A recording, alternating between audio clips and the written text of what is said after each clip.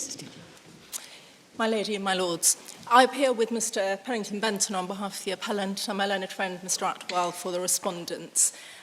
May I start by, I think to an extent, reminding, I think certainly your ladyship, the little disc that is in front of you. I have been reminded thereof. I think I will not be tempted to interfere with it. But if any problem occurs, do let me know, won't you? I'm grateful, my lady. It is an extremely useful piece of equipment, but it is not unhappily magic. And so I suspect that there will be occasions for which I ask indulgence in advance when I'll be asking you to repeat things. So I do apologise for that up front. My lady, my lords, this is a difficult appeal for us to run. We accept that there is, of course, a well-established reluctance to intervene in any case where credibility is an issue and where the deciding point, essentially, for the trial judge was whether one witness or another was to be disbelieved. And we acknowledge up front, as we must, that this trial judge disbelieved the appellant in virtually every possible respect. And that is always going to pose difficulties where the claim is based on hotly disputed allegations of police brutality. And we acknowledge further that this court will not readily be persuaded to intervene with concurrent findings of pure fact, if there were such, that were reached by the lower courts in the Bahamas. And I say that up front, as I think I must. But we say that it is one of those extremely rare cases where interference is called for.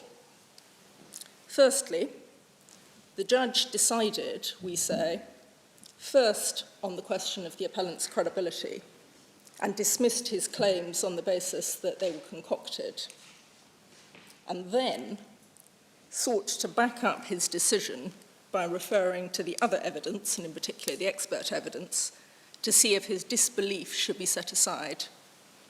And that was, we say, a material error of law, which then went uncorrected by the Court of Appeal.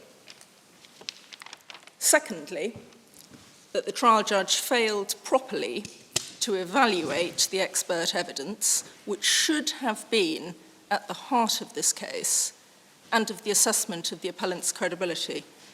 Some of the expert evidence we say he omitted, some he misunderstood, and overall what he failed to do was address that which was really significant.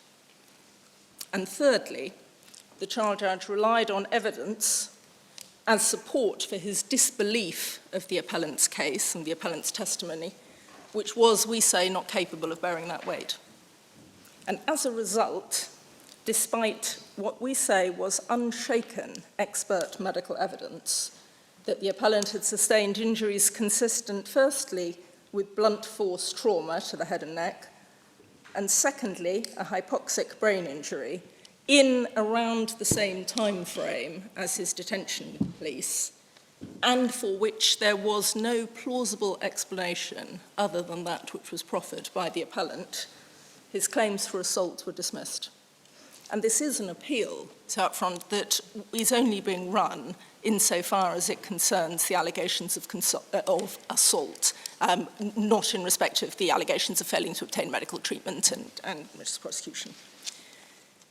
Now, we do not say that there was no material on which the judge could have found against the appellant, but the case did centre around an assessment of his oral evidence, which had to be against the background of the expert evidence. And the trial judge set himself off on the wrong foot, and neither he nor the Court of Appeal set themselves straight. Now, if I can start with the authorities, and I can, I hope, deal with these fairly briefly. Yes, you needn't spend too much time on them. I'm grateful, my lady, because in the light of the... in fact, they're all set out in your case, aren't they? They're all set out in your case. They are set out in the case. And the only things that I would invite Lordship to bear in mind is, in particular, the very helpful summary that is set out in the judgment for Lord Manson, the Conter decision, which is at tab 4. And it starts at paragraph 4 at page 906 of the bundle, and it carries on through to page 910. And at 9:10, there is what we say is referred to there quite rightly as the important practical note of Lord Justice Robert Gough in the Ocean Frost decision, which is at tab 2. Now, I do apologise, this wasn't picked up by me before the bundle of authorities was filed. In fact, the copy in the bundle is the weekly law reports rather than the Lloyd's reports. And so the very helpful note from Lord Justice Robert Gough from Ocean Frost, which is set out at page 910, doesn't in fact appear in the Ocean Frost judgment. It's in square brackets where the editors of the weekly reports say went on to summarise. However, there is also exactly that same point which is made by Lord Justice Dunn in Ocean Frost, which is at page 876 of the authorities. And the only other authority to which, and I appreciate your alleged indication, it is of course in our written case, the only other authority to which I would take you at this first stage, to the extent that it needs to be, is the Jacto decision, which is at tab 8, Jacto and Derek Hall, which is a decision of the Court of Appeal concerning the approach that one should take in approaching, in particular, expert evidence and where it touches on key issues in the case. And the summary at page 1083 of the bundle picks up again from the Ocean Frost. Important when testing the credibility of a witness, paragraph 28, to test his veracity by reference to the objective facts proved independently of the witness's testimony, plainly right, a well-established approach to judicial fact-finding. In the complaint down there, you can see about two-thirds of the way down paragraph 28, which was accepted by the Court of Appeal, was that the judge had considered the respondent's credibility in isolation from the expert evidence rather than in the light of it. The judge reached preliminary or provisional conclusions as to what had happened before he considered the evidence of Mr. Glenn, the expert. And then when he did consider it, he did so only to ascertain whether it caused him to change his mind, and that was an error of approach. And the Court of Appeal concluding that it was incumbent, paragraph 29, upon the judge to consider the expert evidence at the time when he was reaching his conclusions on the credibility of the witnesses.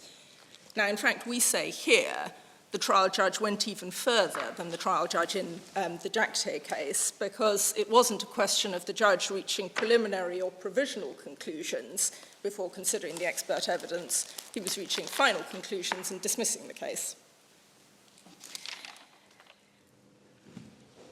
So if I can take your ladyship and your lordships to the judgment, this starts at page 587.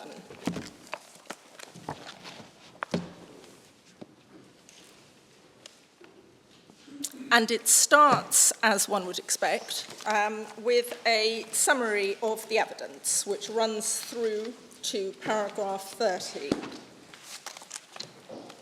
And I would pause there to make the following observation, that the summary of the evidence was based on the transcript of the evidence because of a very significant passage of time from the start of the trial and the initial evidence through to the point on which the submissions were made, and then, of course, judgment was handed down. So to the extent that there was a summary of the evidence, it was coming from the transcript rather than the judge's notes or any notes to be making about credibility at the time. Sorry, why do you say that? You may be right, but why? By the time one has reached the point of the submissions that were being made by counsel to the trial judge, which is set out just before one gets to the judgment, then all of the references were to the transcript and to the page numbers and to the line numbers. And then the version, although there were no express references to the transcript in the judgment, then what is being either summarised or set out there is word for word what comes from the transcript. there is no reference in there, and perhaps much of it speaks for itself, because at the time that the learned judge was giving judgment, this was in the June. He had heard submissions shortly before, and the evidence itself had virtually all been the previous October and November. I understand the point about the time delay, but I mean, there's no basis for saying that he hasn't got his own notes. No, there's not. Or is there? There's not. There is nothing, but equally, of course, there is nothing when counsel are taking him through the transcript in the course of their respective closing submissions. There is nothing at any point, and I'm sure my learned friend will correct me if I'm wrong about this, that has the trial judge making reference to his notes as opposed to the transcript, that the parties were relying on the transcript by the time they got to this point. Okay, thank you. This stage of the proceedings, I should say. Thank you. So, the trial judge is summarising the evidence running through to paragraph 30. At paragraph 23, and this is simply a small point to give the flavour, as it were, the trial judge is referring to the evidence that had been given by the appellant's ex-girlfriend about the extent to which he stammered when they were together, which was after the incident that was being complained of. And the summary that the trial judge, at the top of page 591, she'd met him in 2008, couldn't say if he'd stuttered prior to January 2007. He'd called her 2 or 3 months before she gave evidence. Her evidence is open to the interpretation that the plaintiff's stammering was excessive and that he feigned sensitivity to indoor lighting. Paragraph 24, the defendant's also called the cellmate of the plaintiff and an apparent accomplice. I pause there to observe that which would have been obvious in the pleaded cases, that Matthew Miller was the one who was convicted of the housebreaking. The appellant, of course, was acquitted. And again, to give something of the flavour of the way that the evidence was being summarised at this stage. Paragraph 28, this is the entirety of the consideration of the expert evidence at this stage. I approach their evidence as expert with the rider, that I think that should be though experts and though unchallenged. I, as trier of fact, am not bound to accept their evidence, should be slow to reject it, duty bound to decide the case on the entirety of the evidence before me. No complaint, of course, about that, but that is all the mention that there is of the 3 medical experts who'd given evidence at this stage, and obviously I will come back to the expert evidence. Apart, I think, from paragraph 9, which you would say doesn't add very much. Yes, that's going through the facts, because Dr. Bethel... Well, it identifies the 2 principal diagnoses, doesn't it? What I was highlighting at paragraph 28 was the approach that the trial judge was taking to the expert evidence, rather than, of course, as we say he ought to have done, factoring it into what the appellant was saying. And then paragraph 31, I can say, and I have no hesitation in saying, that I prefer the evidence of the witnesses for the defendants. Plaintiff struck me as an untruthful witness. Nothing he says I would accept as truthful. At the end of the cross-examination, Ms. Kemp described him as a con artist. His claim was fraudulent. I confess that as I listened to, watched and observed the plaintiff give his evidence both here and at the police station, come back to the point about the police station, the very thoughts impressed my mind. That description seems accurate to me. He doesn't leave it there. He then highlights the factors that he considers significant in causing him to reject the appellant's testimony and summarise them. They were the visit to the police station and what he heard and saw in the visit to the police station, the fact that the appellant did not complain before the 19th of January about his treatment or his mistreatment, even though his mother visited every day. The trial judge accepted Matthew Miller's evidence that effectively the claim was contrived. He was contriving to concoct it whilst they were both in the cell together. That the appellant was found in possession of recently stolen property. That the appellant lied to the police because his car was uninsured, and because, as the trial judge found, his stammering was excessive, contrived, and not genuine. Now, of course, I will revert to all of those in more detail shortly, but for now I'm simply highlighting that these were what the trial judge expressly took into account before, at paragraph 35, concluding, "I do not believe the plaintiff is a witness of truth and I reject his testimony." He then runs through the separate claims, and as I say, the appeal does not proceed on the basis of any complaints about the wrongful arrest or the wrongful detention. Paragraph 44 is where the trial judge deals with the separate claim on the assault and battery. Paragraph 45, I've already said I do not believe the evidence of the plaintiff. Didn't make a complaint before the 19th of January when his mother was at the station every day. And then, when asked by Inspector Hamilton what he was talking about, all he did was demonstrate that Sergeant Raming had poked his finger. And it seems to me, paragraph 46, that these claims for assault and battery and for breach of Article 17 must fail as a matter of fact. I do not only disbelieve the plaintiff, I'm satisfied the claims were not made genuinely. They were concocted and contrived to lay the basis for a claim of police brutality. And so, paragraph 47, the claims are all dismissed, and he says that he will return to the expert of the matter of the medical evidence, and of course he does later on. But that, we say, was a wholesale error, because this was not a case where the trial judge could safely decide the case merely on the basis that he rejected what the appellant was saying. And you put it another way, the appellant's credibility was, of course, paramount. But the expert evidence should have been part and parcel of the evaluation of that credibility. And the expert evidence, the appellant's evidence should have been set against the expert evidence before the trial judge could properly have drawn the conclusion that he rejected everything that he had to say. It should not have been merely, we say, an afterthought, which was picked through to identify why none of it essentially changed the trial judge's mind about whether to believe the appellant or not. And that is the point that comes from Mibanga and Jackto, and of course originates from the Ocean Frost.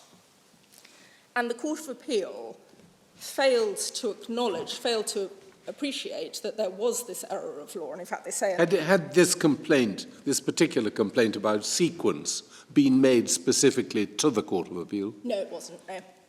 The Court of Appeal, that's a point here for the first time. I see. But nonetheless, it was, the Court of Appeal did say there was no error of law, and the Court of Appeal are obviously entitled to expect assistance on identifying errors of law, but it doesn't, if I may say, let them off the hook entirely in identifying errors of law for themselves. And this is, we say, more than just a complaint about the structuring of the judgment. I appreciate I didn't get anywhere on that. It's not that he considered the one and then went on to consider the other. It's more because it is case on case on case identified that it is dangerous to decide on truth without weighing it up against the independent testimony. You say, don't you, that the order in which the words appear in the judgment betrays an error of the process of thought? Absolutely. It's a reserved judgment, is it? It was, yes. So you must have sat down and written it out. Yeah. Or dictated. Or dictated. My Lord has the point, absolutely, that... or even perish the thought typed it. Yeah. I couldn't get home, I couldn't get anywhere, just saying, well, we would have preferred it if he structured his judgment in a different way. But No. What matters is whether it betrays an error of process of thought. He's dismissed the claims on the basis of disbelieving the appellant and everything the appellant had to say. Well, your submission really resolves to this. It's impermissible to compartmentalise the evidence that is given. It must be approached holistically. You've got to see what influence on the credibility of the plaintiff the medical evidence might have, and to shift the plaintiff's evidence into a hermetically sealed compartment. Precisely. And to consider it without reference to the medical evidence betrays a fundamental wrong approach. It's looked at as standalone evidence, standalone credibility, in isolation from the way in which it's stemming from the ocean frost and all the authorities since then, it ought to be looked at. Because this should have been, this wasn't a question of a finding of fact, merely, was he assaulted, was he not? It was an inference that was going to be drawn from all of the other factors in the case. And going back to the ocean frost, that has to be set against the other evidence, the documentary evidence, of course the independent evidence from the experts, the motives and the probabilities. And all of that ought to have, we say, gone into the melting pot in order for the judge properly to direct himself and properly to evaluate the appellant's testimony, rather than saying, well, I dismiss the claim because I disbelieve you, and now I'm going to look at the medical evidence and see if there's anything there that should cause me to think that there's anything more to your case than I've already said there isn't.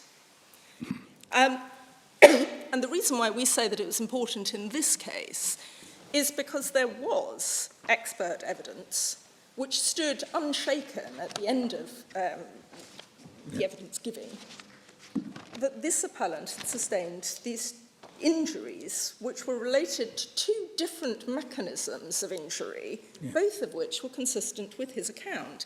And it was expert evidence, would we say, didn't depend on the appellant's credibility. So in other words, one could reject everything that he said, and that evidence still stood. But if the evidence did still stand unanswered, it did, we say, obviously support the appellant's account of the assaults, plural, as being the cause of those different injuries. And especially because we say there was no plausible alternative explanation that was before the court. So if I can turn to the expert evidence, and this is point two. Point one, if you like, is what we say is not structuring, but by shorthand structuring of the judgment. And point two is the expert evidence itself. Now, this was one-sided. The respondents had permission at the direction stage. Both sides had permission for expert evidence. The appellant availed himself of that permission, and the respondents did not, until May 2011. So the evidence had started, the trial, which was originally due to last for 2 days, had started in the October and had moved through to the November. Dr. McDowell had given evidence at the end of November, and then there was this hiatus which lasted through until May 2011.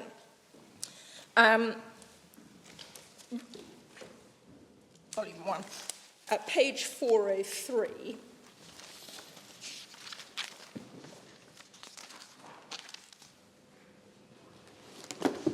you can see at the bottom, this is the 25th of May 2011, the proceedings having started up again on the 24th, I believe. And on this day, the respondents made an application to adduce expert medical evidence on the basis, as you can see about 2/3 of the way down line 18, the defendants submit that the expert evidence to be adduced is an essential part of their case. When did you discover this was an essential part of your case, says the trial judge? This became apparent at trial during the evidence in chief of and cross-examination of Dr. McDowell.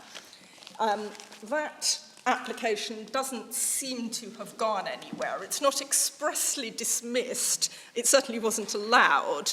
It seems that there was a break in the proceedings to allow other matters to be interposed, and when they came back again, then the defendants, the respondents now, went straight into closing submissions.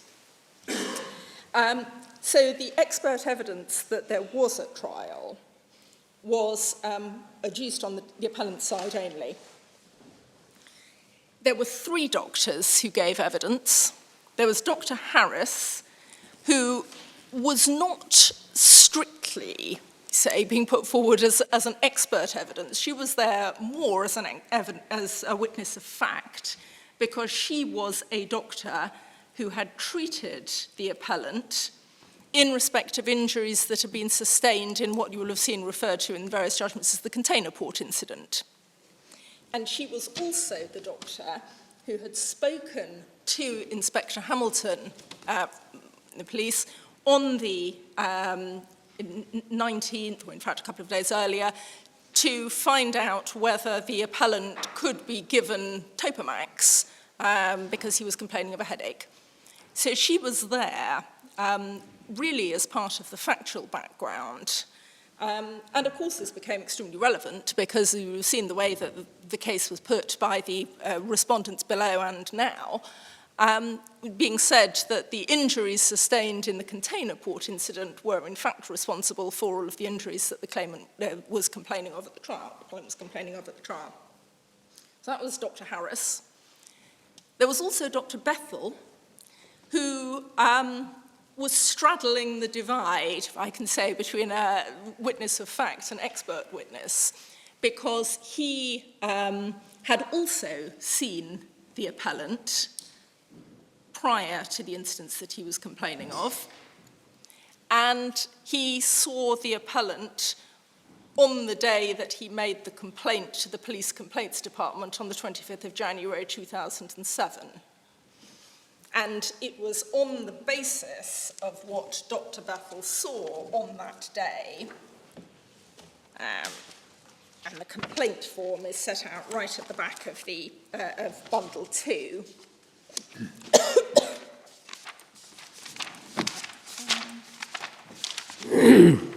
Page 746.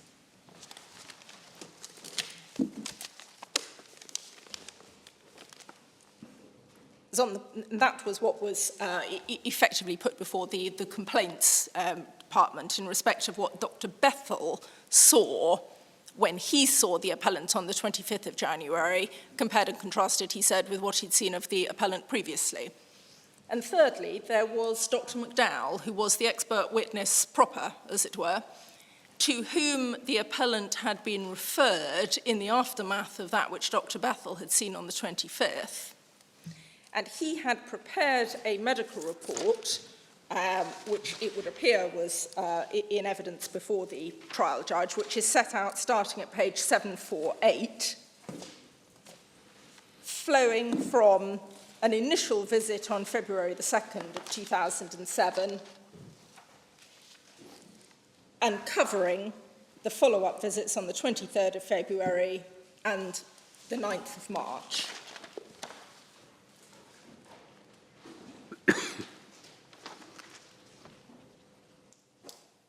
Now, as I've said, the reason why we say that the expert evidence was critical was because there was expert evidence not dependent on the appellant's credibility.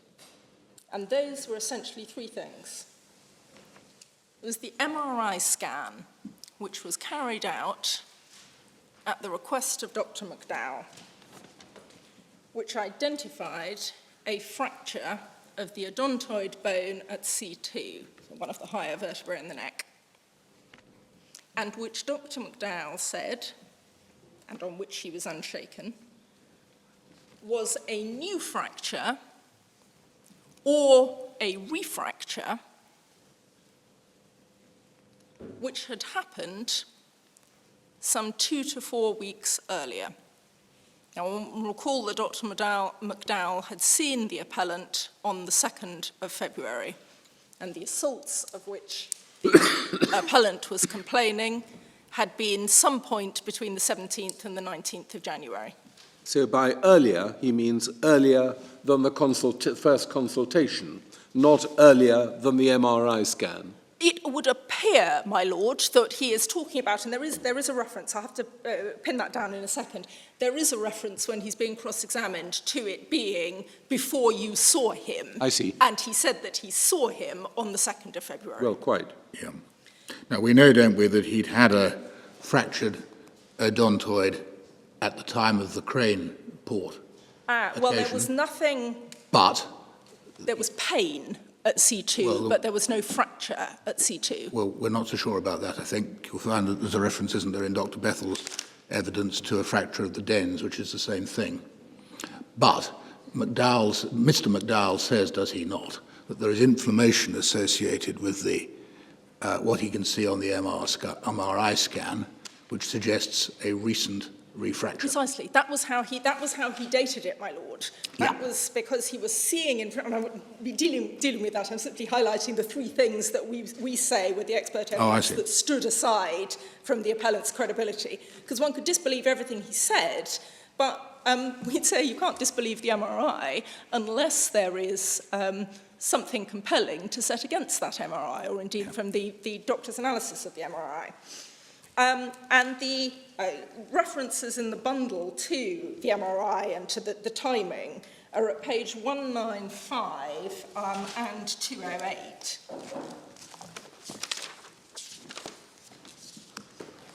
And this is the point that my lord has just identified about the inflammation that is seen on the MRI effectively around the fracture. Well, have we got the date of the MRI? I'm so sorry. Do we have the? That's all right. That's right. Do we have the date of the MRI? We do, and the MRI. Well, the MRI of the brain was on page 750. Is the 19th. 19th. The MRI of the spine was the 19th. Yes. Of February. Yeah. Yeah. And the page reference is 750.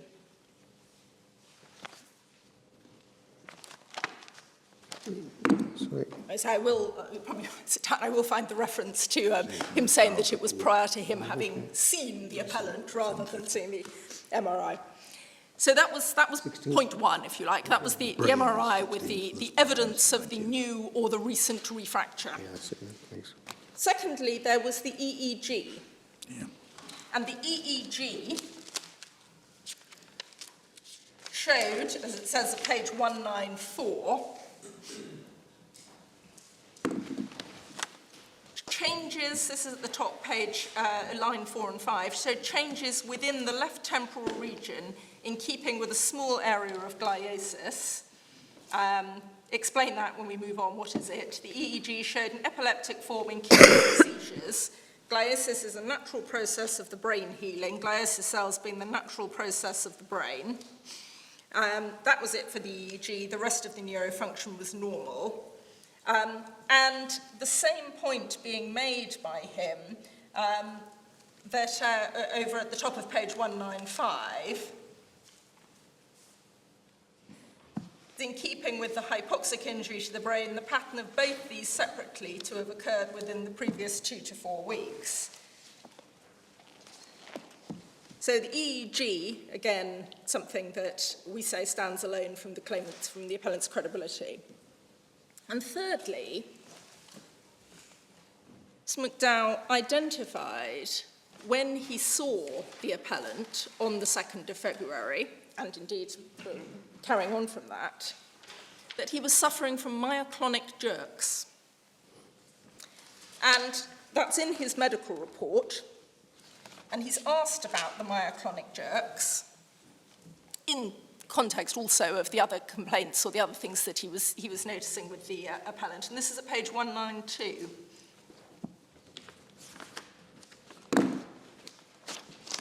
He's complaining 14, 15 of spasms, stammering, abnormal speech, photophobia. Speech was hesitant, full comprehension of the spoken words. And then he said he was able to move, this is line 22, all of his limbs strongly, although it was noted myoclonic, which he spells jerks. And then he says at line 27, a myoclonic jerk is a subconscious movement of the limbs which occurs as a disconnection between the brain, as a result of a disconnection between brain and the peripheral nerve, usually at cellular level within the brain itself. And he also says he had a significant reduced range of motions of the neck. And then he comes back to that point at page 195, again in the context of the timings, the 2 to 4 weeks. Line 11. As one moves away from the hypoxic insults, the tissues recover. The myoclonic jerks I have seen only short term. Similarly, the tissues, as they heal, lost the inflammation within them. And I think that's a merger. The inflammation is the reference to that which my lord has already identified as being seen on the MRI, but the myoclonic jerks is relevant to the hypoxic injury. And the question, how were you able to tell? As one recovered from hypoxic insults, the brain passes through a phase of excitability at the cellular level, marked by myoclonic jerks. Usually last a few weeks. Similarly, When one has broken bone, the damaged soft tissues surrounding the bone are inflamed by the process of injury, and that inflammation tends to resolve a 2 to 4 week period, sometimes lasting a little longer, but certainly not months. And the myoclonic jerks are observed by Dr. McDowell. You can see from his medical report at 749, in his initial examination of him on the 2nd of February 2007, Sorry, what was your page reference? 749? 749. Yep. Yeah, top of the And then the follow-up visits, which are set out at the bottom of 750, is February the 23rd, 2007, and then March the 9th. And then there's the summary. Continued interval visits showed gradual improvement of his myoclonic jerks and speech deficit, with resolution of his neck discomfort, though persistent hearing loss in the left ear. So these subconscious movement, is that to say there was never any exploration of whether a subconscious movement can be faked, or, I suppose, whether one could mistake a deliberate movement for a subconscious movement if you were a neurosurgeon. The myoclonic jerks were resolving in the period in which the appellant was being seen by Mr. McDowell, in the period that he would have expected them to resolve, which was a period of a few weeks. Now, obviously, there was other expert evidence, but in my submission, those three factors, the MRI, the EEG, and the myoclonic jerks, were unshaken and certainly unconvicted. And this combination is what we say, on his own evidence, caused Mr. McDowell to pinpoint 2 different mechanisms of injury in this relevant time period. And not just 2 different mechanisms of injury, the blunt force trauma and the hypoxic assault, but, of course, 2 mechanisms of injury that coincided precisely with the assaults that the claimant said, the appellant said, had been committed.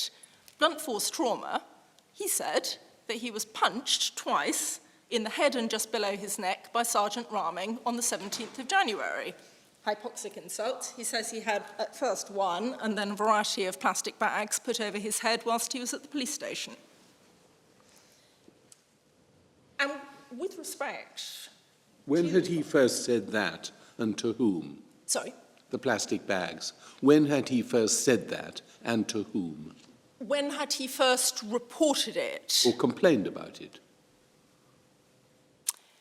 The first point that can be identified is, as we can see from McDowell's report, there is not anything in what was completed for the complaints unit. With this caveat, there was apparently a statement that went with the complaints form, which is at page 746, and that was never disclosed. And the appellant himself said that he went to the complaints unit on 2 occasions. So although I can't go further, of course, than the evidence that there was, the fact that there was a reference to this left-sided concussion because he said he'd been punched in the left side of his head by the police doesn't necessarily carry with it the implication that that was the only complaint that was made to the police. I entirely accept I can't go further and say he made a positive complaint about having the plastic bags put over his head to the police, but one can't look at this complaint form and say necessarily that is all that he said. But what we do have is 748, February the 2nd, Yes, very well. assaulted with fists and had a plastic bag held forcibly over his head until he lost consciousness, at which time he was reported to have had a grand mal seizure. Now,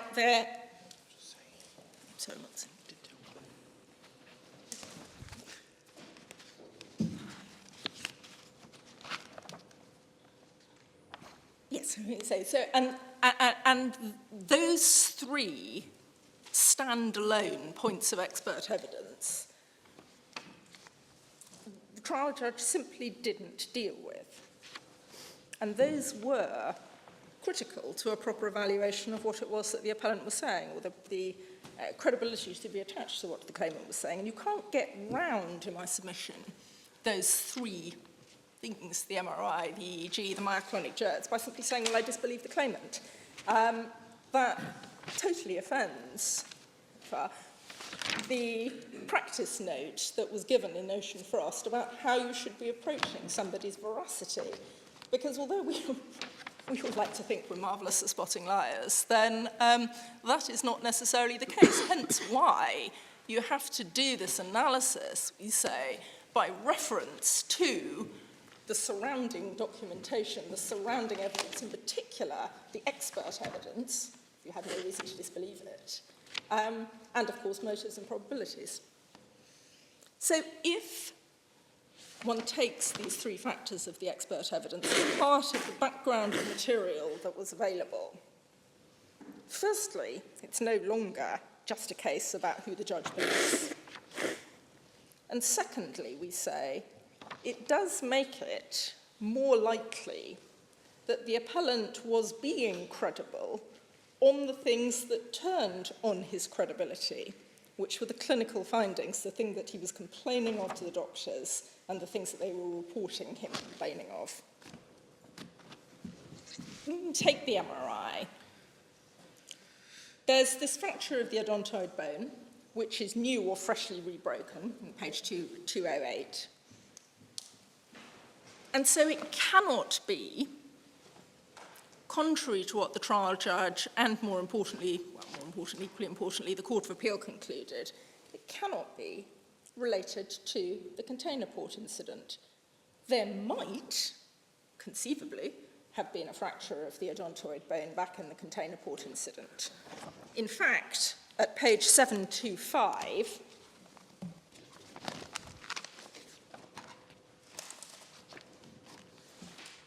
Dr. Bethel, who will recall was one of the witnesses for him, August the 11th, 2003, highlights halfway down, July the 7th, 2002, he returned to say throbbing headache had returned, worse with bright lights and loud noises, migraine-type headache. He was referred for x-rays of the neck, which showed a loss of normal lordotic curve and impingement at the C2 vertebra, and referred to Dr. James Lee and Dr. Raftopoulos for chiropractic care of his neck problem. It is conceivable that a fracture of the odontoid bone at C2 was overlooked at that point, but that is the best evidence that the trial judge had, indeed the evidence before your lordships and ladyship, that there wasn't a fracture in 2002-2003. There wasn't a fracture in the container port incident.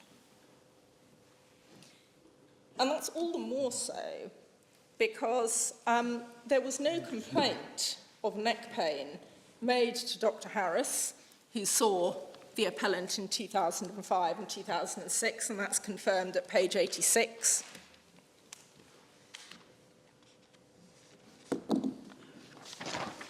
And whereas he had complained of neck pain to Dr. Bethel, you've just seen from that letter,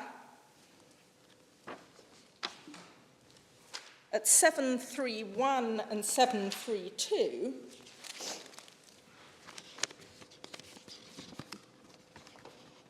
you can see that by 2005,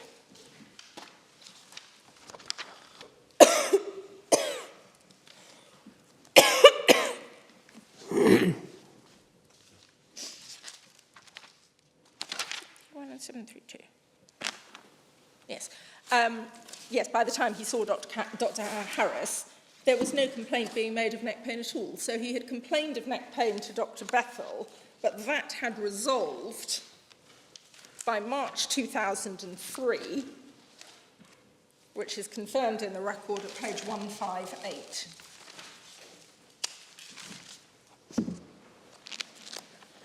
Dr. Bethel is being questioned about the the timeline, as it were, of the appellant's complaints. Line 9, we can say in 2002 Jamal had a problem with his C2 area in his neck. Yes. And then down to 25. Sorry, what page are we on? I'm sorry, this is at page 158. 158, thank you very much.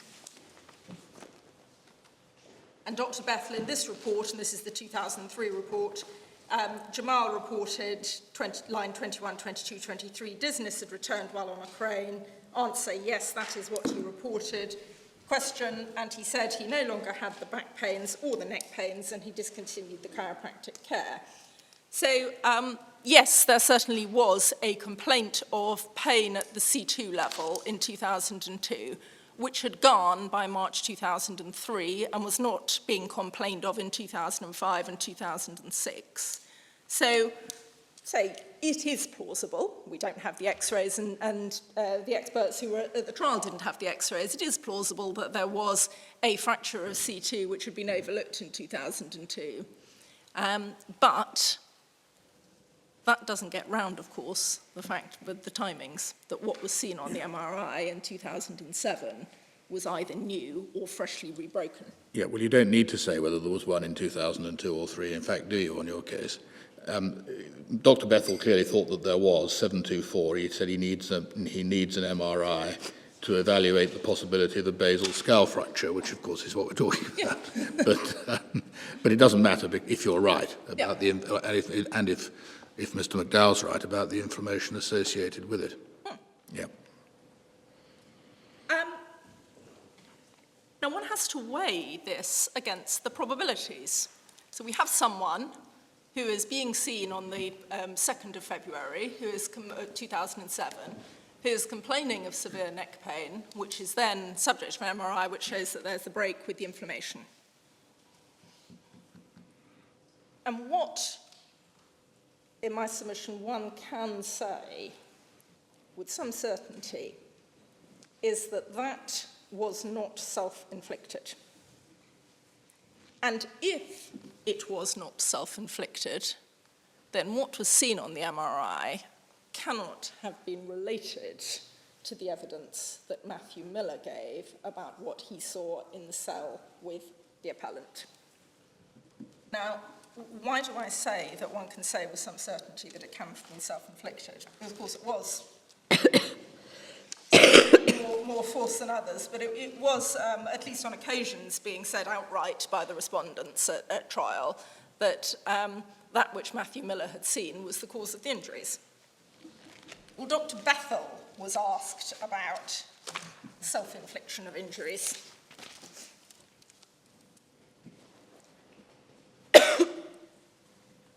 Page 162.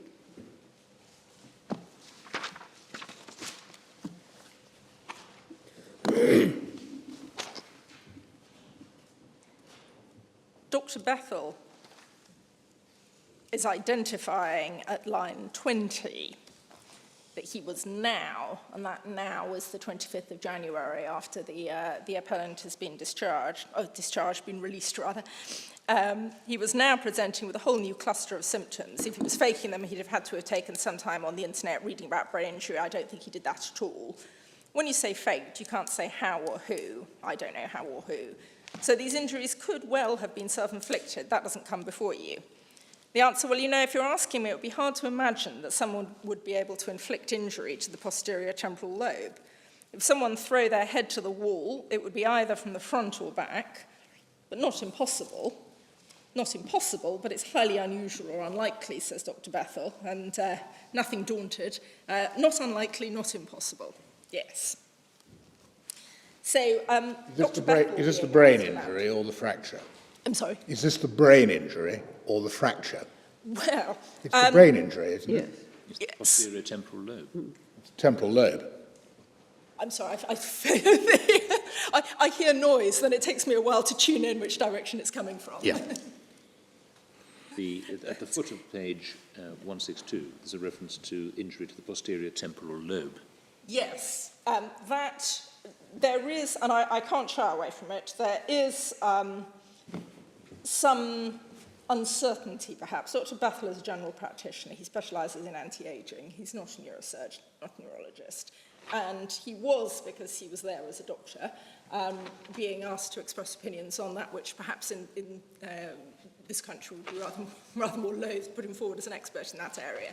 So he was expressing an opinion about the posterior temporal lobe, which perhaps ties in rather more easily with what's identified by Dr. McDowell as being the hypoxic, what he calls a hypoxic injury.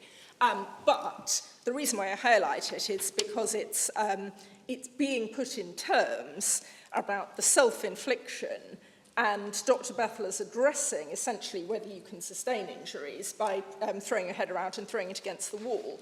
But more specifically, and so rather more reliably perhaps given the discipline, this was the subject of quite considerable questioning to Dr. McDowell.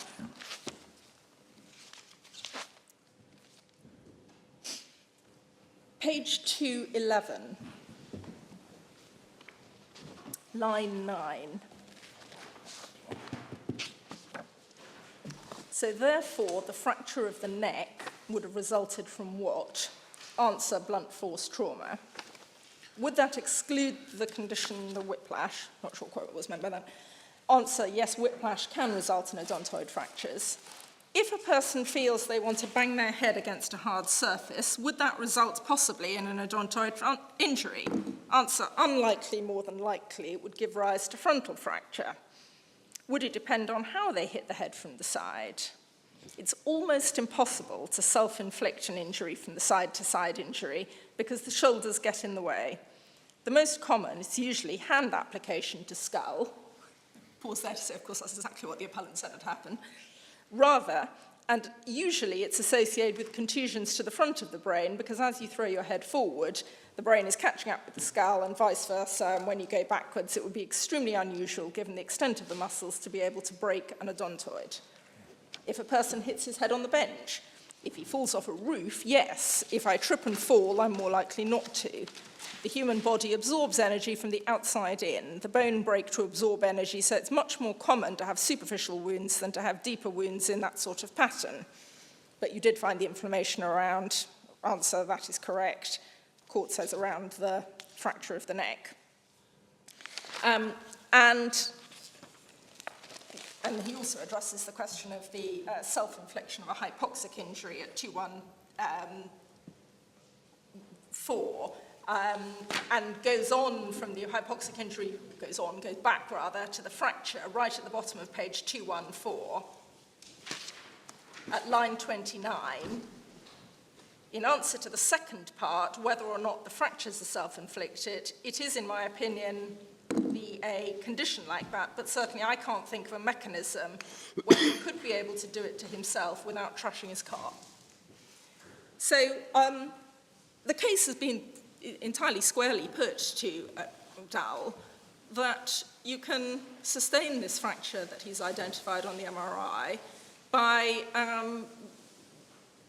hitting your head. And there really is nothing in my submission that one could take away from the way in which particularly McDowell deals with that, lead one to say plausibly those injuries could have been self-inflicted by the appellant, in particular on the basis of that which was said to the court by Matthew Miller about what he had seen. Whereas, of course, it is entirely consistent with the appellant saying that he was punched twice by Sergeant Raming in the head and just below the neck. And the reference to him giving evidence on that is at pages 37 and 38.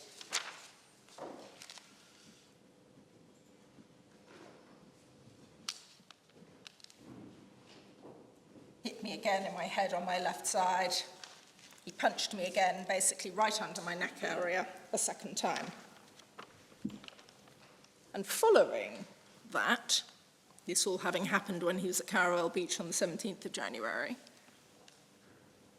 he is, and there is no dispute, complaining of headaches of such severity as to cause Inspector Hamilton to call Dr. Harris, who of course hadn't seen the appellant for some time by that point, and thereafter to administer to him the Topamax which was found in his car, although Dr. Harris says she didn't give Inspector Hamilton the official say-so that he should take it. So the MRI, we say, is the objective evidence of trauma. And it's the objective evidence of blunt force trauma. And what one couples with that are the other injuries that Dr. McDowell identifies as having been caused by blunt force trauma, which was the hearing loss. McDowell ascribes the hearing loss, and I accept that the hearing loss is subjective in the sense that one can fake a hearing test. You can say that you don't hear the buzzing when in fact you do hear it. But it's because Dr. McDowell has accepted that there is blunt force trauma, which has given rise to this fracture of the odontoid bone, that he also concludes at page 200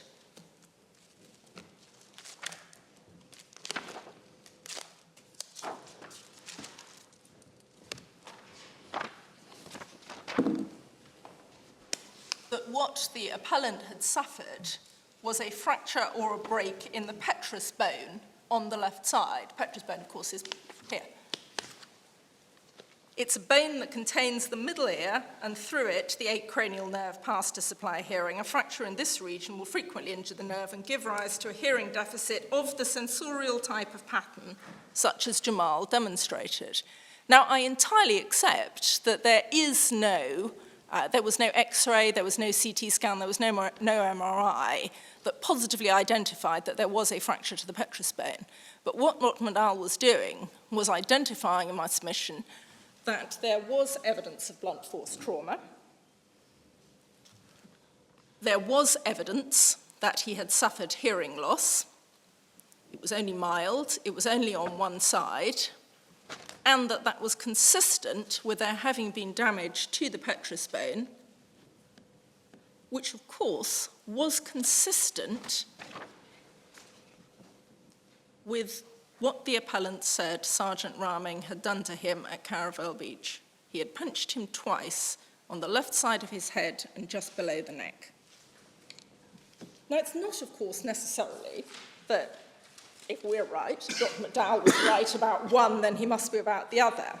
But if the MRI supports the appellant's case, and really we say only the appellant's version of events, then that is an obvious aid to deciding his credibility. It's an obvious aid to deciding the reliability of the more subjective complaints that he was making to Dr. McDowell and indeed to Dr. Bethel. And to use the wording that comes from Mabanga and then on to Jackto, the trial judge overlooked it at his peril. If the appellant suffered blunt force trauma, and if he suffered blunt force trauma at the hands of the police, firstly, it's an important point in his favour, we say, that he was also right about the hypoxia, the plastic bags. It's not all or nothing, but it's an incremental evaluation. If you're right about that, that's going to feed into, or it should feed into, whether I'm more likely to believe you on the rest of what you say. And secondly, if Dr. McDowell is right, you say he must be right because he's not even challenged on this question of the MRI and the information, there is less justification then for dismissing Dr. McDowell's evidence of being, as the trial judge said, of very little value. At risk of overplaying the point a bit, but this is the same process that one goes through on the evidence of the hypoxia. There's the EEG, there's the healing, there's the myoclonic jerks, and the steady healing, as noted by Dr. McDowell. There is the absolute impossibility, and the point comes again from Dr. McDowell's evidence, of that having been self-inflicted. He's absolutely clear that you cannot self-inflict a hypoxic injury because the hypoxic drive breaks back through, essentially. You can't take yourself to the point where you will stop breathing, lose consciousness, and then continue to stop breathing. And a hypoxic injury, according to Dr. McDowell, is unlikely to have been caused by a seizure, if in fact, of course, it was a seizure that the appellant suffered when he was in the cell with Matthew Miller.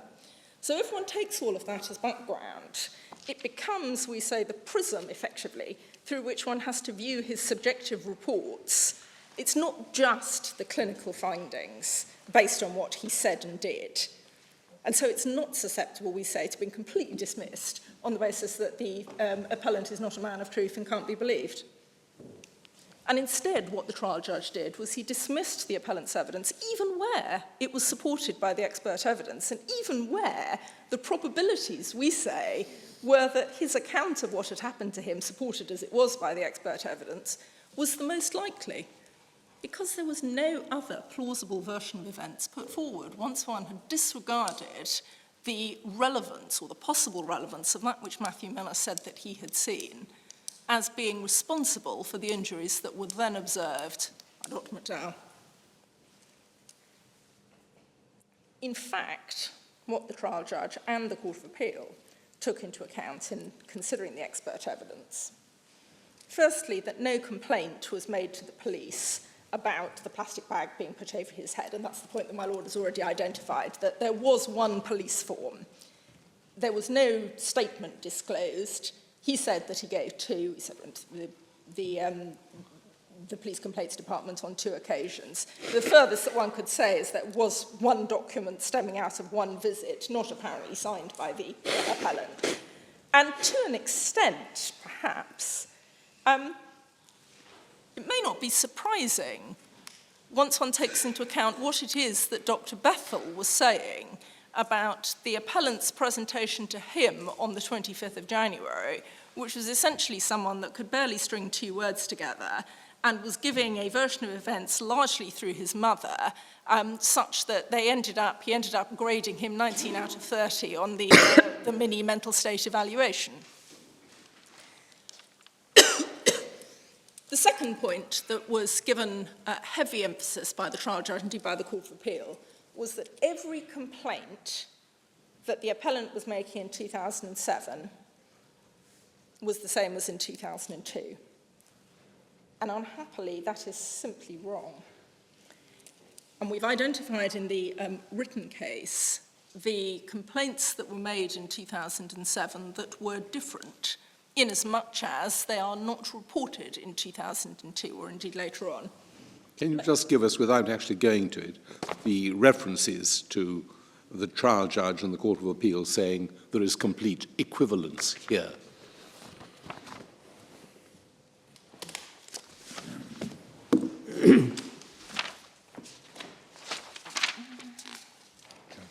Did say that, didn't he?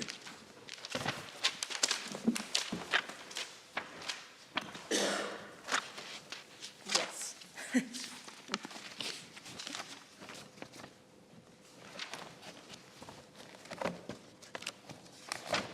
Ms. Deal, I'm sorry I asked the question. I don't want you to waste time on this. No, I was just looking for it. Page 649, my lord.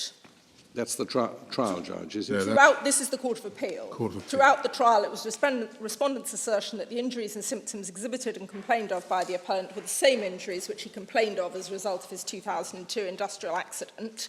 Consequently, ergo accepting it, given Dr. McDowell's lack of knowledge of the appellant's medical history, his evidence could not have truly assisted the court on matters pertaining to causation. And there is one other reference which I will find in a second, and I will come back to that, my lord, Very well, if I may. thank you. I think the judge did say that somewhere. Yes, he does. Pinning down the reference. I'm sure my junior is looking through it at the moment, but I will come back to that, my lord. But the number of symptoms that were new in 2007 significantly outweighed the similarity, and there was some similarity. There was the tongue deviating to the left. There was the photosensitivity on which Dr. McDowell was expressly questioned. And it was that photosensitivity that was then wrongly, we say, picked up by the Court of Appeal as saying that Mr. McDowell identified that, let's see that, yes, paragraph 25, at page 646, Dr. McDowell admitted on cross-examination he could see no difference in the complaints made by the appellant to him in February 2007 and the complaints reported by Dr. Bethel in 2002. Now, we've already highlighted that reference in the written case, thank you. Paragraph 77, I'm told, my Lord, of the Supreme Court. 603. I'll check it in. That's it. It is paragraph 77. You're quite right. Yes. Page 603. Thank you. Just to avoid overstating it, the tongue deviating to the left was in 2003. Yes. Page 725, about 8 lines up from the bottom. Yeah. But you have other points.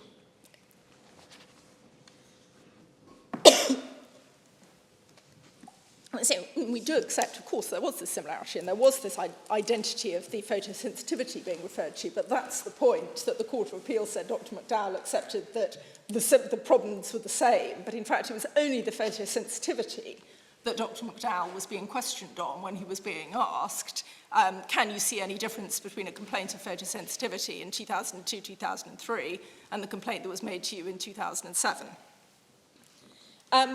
Memory loss, word-finding difficulties, of course the myoclonic jerks, seizures, or perhaps more properly evidence of seizures, the reduced mini-mental state evaluation, hearing loss, increased stammering, fracture in the neck, all of those we say are new. And there were express questions and answers put to Drs. Harris and Bethel, both of whom, of course, had seen the appellant before and after, confirming exactly what was new and different. And the references, as far as Dr. Harris is concerned, is at page 86 to 87, and for Dr. Bethel, pages 153, 154, and 162. Thirdly, it said that Dr. McDowell was unaware of the appellant's prior history, and that is why, the trial judge said, that his evidence had very little value. Page 604.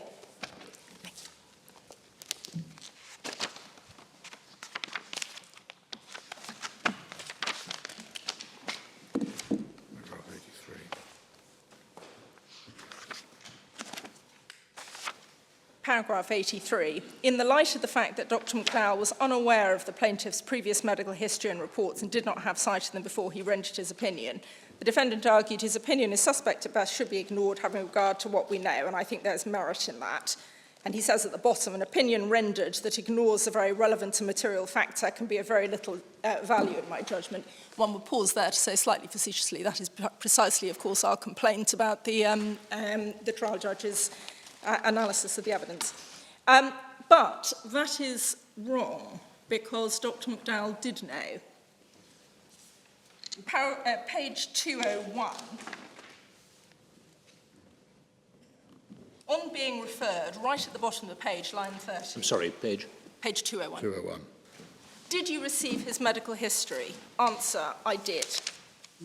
Would it be correct to say that you would have had knowledge of Mr. Cleare's past headaches? Yes, ma'am. That you would have knowledge of his incident with the container port, his industrial incident? Yes. Being struck in the head with a crane bar? Yes.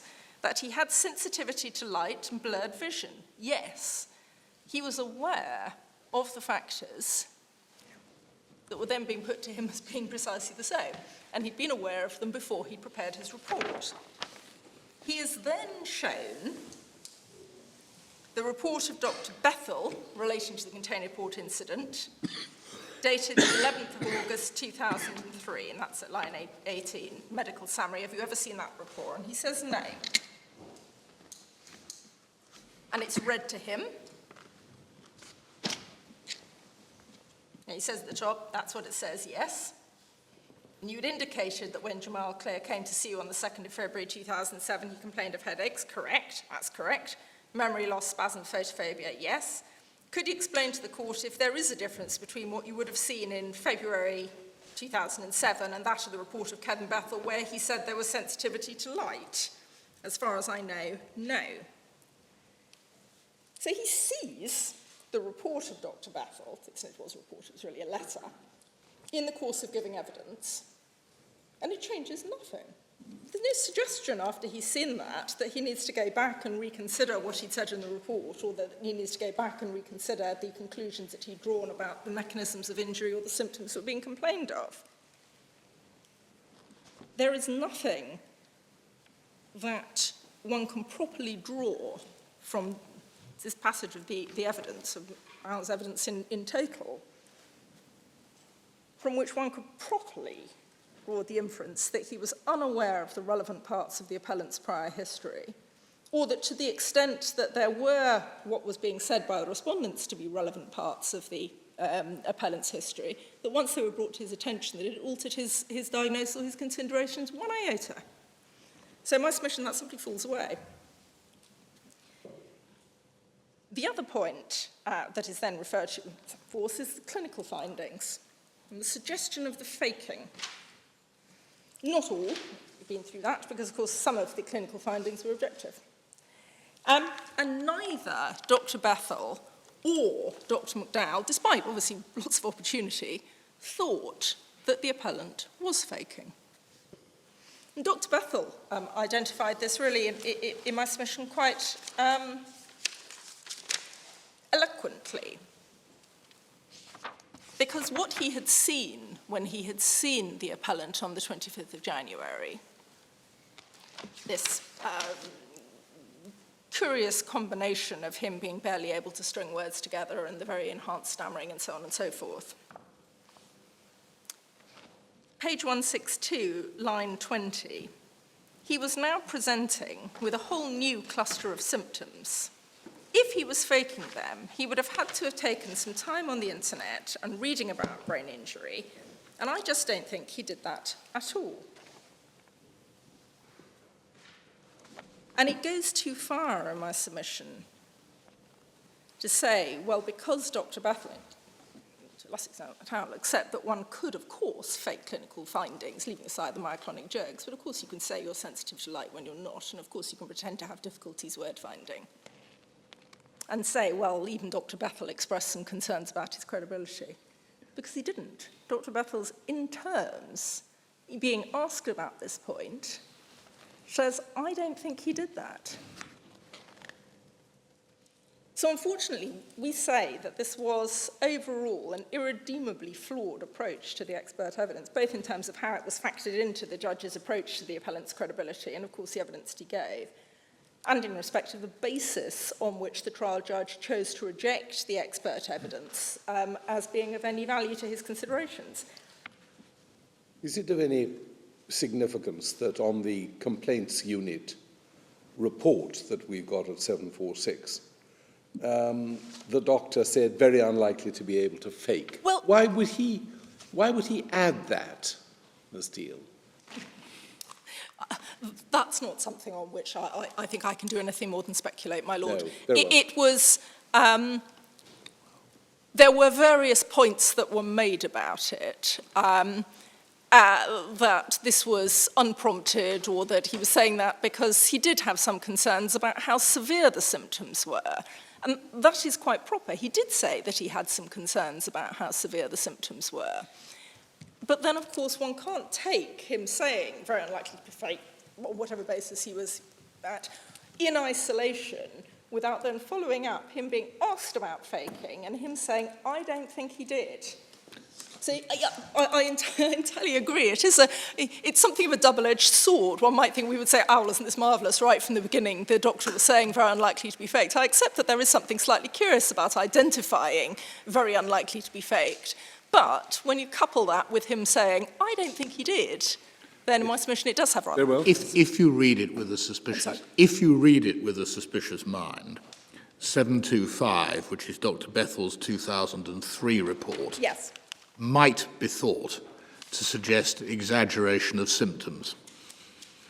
It might be thought to Suggest exaggeration of symptoms, or at any rate symptoms that are not attributable to the accident as reported. Yes, that may well be so. That may or may not be the explanation for what Dr. Bethel writes 4 years later, or 3.5 years later, on page 746. Maybe.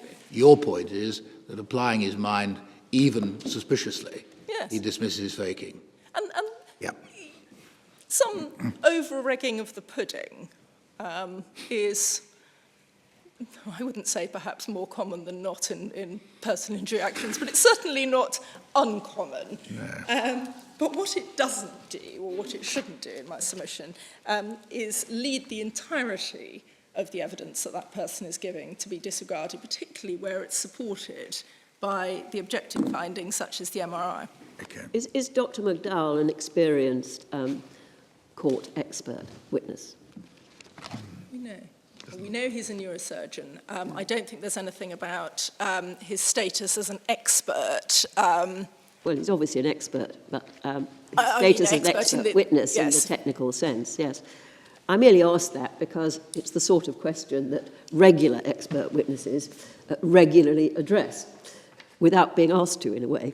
Or at least they may have been asked to, but they do put in sentences about it. Well, Dr. Bethel certainly gives a rather curious answer at one point about not wanting to give too much away, but with some complaints, if you press here, then effectively what we would understand as being the waddle signs in ordinary personal injury litigation. But there's nothing, there's certainly nothing that I can recall, my lady, that suggests that any of the three who came along with doctor before their name said about their expertise in giving evidence in courts, either civil or criminal.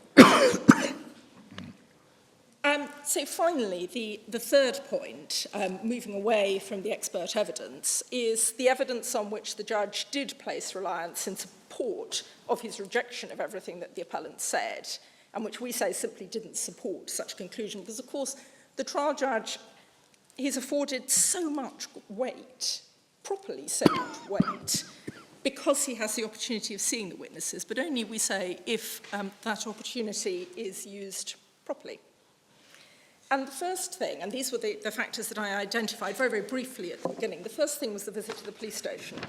Now, this was extremely unusual in my submission. It was after all of the evidence had closed. It was at the trial judge's suggestion, to everyone's surprise, as the respondents, or counsel respondents, was intending to start submissions, entirely except, of course, that there was no opposition to the judge's approach by counsel who was acting for the appellants at that stage. And it was months down the line from when the evidence had been given by the appellant. And more than that, it was more than 4 years down the line from that very short period of time that the appellant had actually been detained at the police station.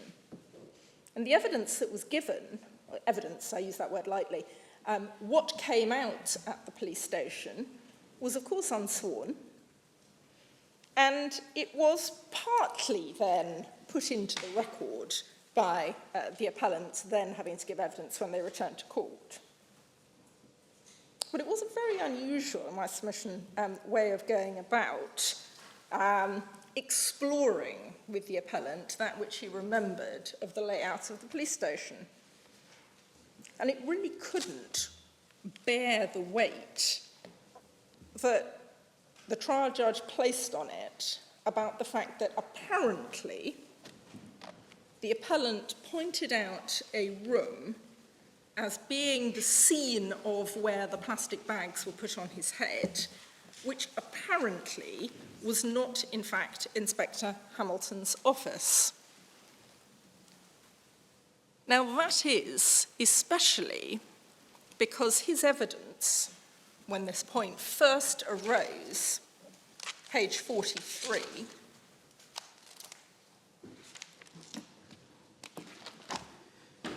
line 20, was that he led me to another office where Miss Stephanie Hamilton was sitting. Later on, of course, we accept that references were made to Inspector Hamilton's office, but in my submission, that should be read essentially as being shorthand for the way in which the appellant had approached this initially. He's saying Inspector Hamilton's office because of the way that he initially identified it, an office in which Inspector Hamilton was sitting. And if that is so, then the fact that he subsequently could not identify as the scene of the plastic bag incident the room that Inspector Hamilton identified as her office then and her office at trial, it simply doesn't carry the weight that the trial judge placed on it. And of course, you'll have seen from his judgment how very much weight he placed on it when he says that all of my concerns about his evidence effectively came to fruition when I saw how he behaved at the police station.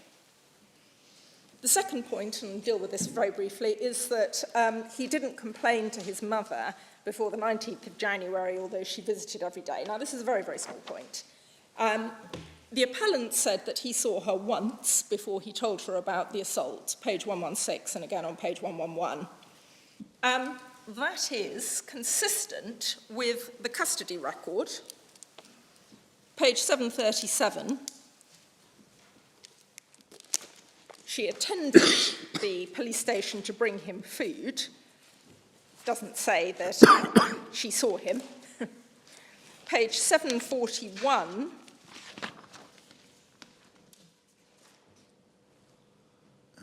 Where it does say that she saw him, that she spoke to him rather, and 743, with the same thing, that he was allowed to see his mother. So that which was recorded in the custody record, and of course there were quite a lot of concerns raised about the custody record at trial, but that which was recorded in the custody record is consistent with what the appellant said, that he had seen his mother once before he was charged and before he told her about the beating. And it's not, of course, consistent with the police evidence which was summarised by the trial judge at paragraph 19 of his judgment, that his mother had visited him every day. And it comes back to the importance, even on a small thing like this, about testing the evidence that the appellant was giving on which, or the evidence that was being rejected by the trial judge, by reference to the documents. The third point was the appellant being found in possession of recently stolen property, not on the admissible evidence in the case.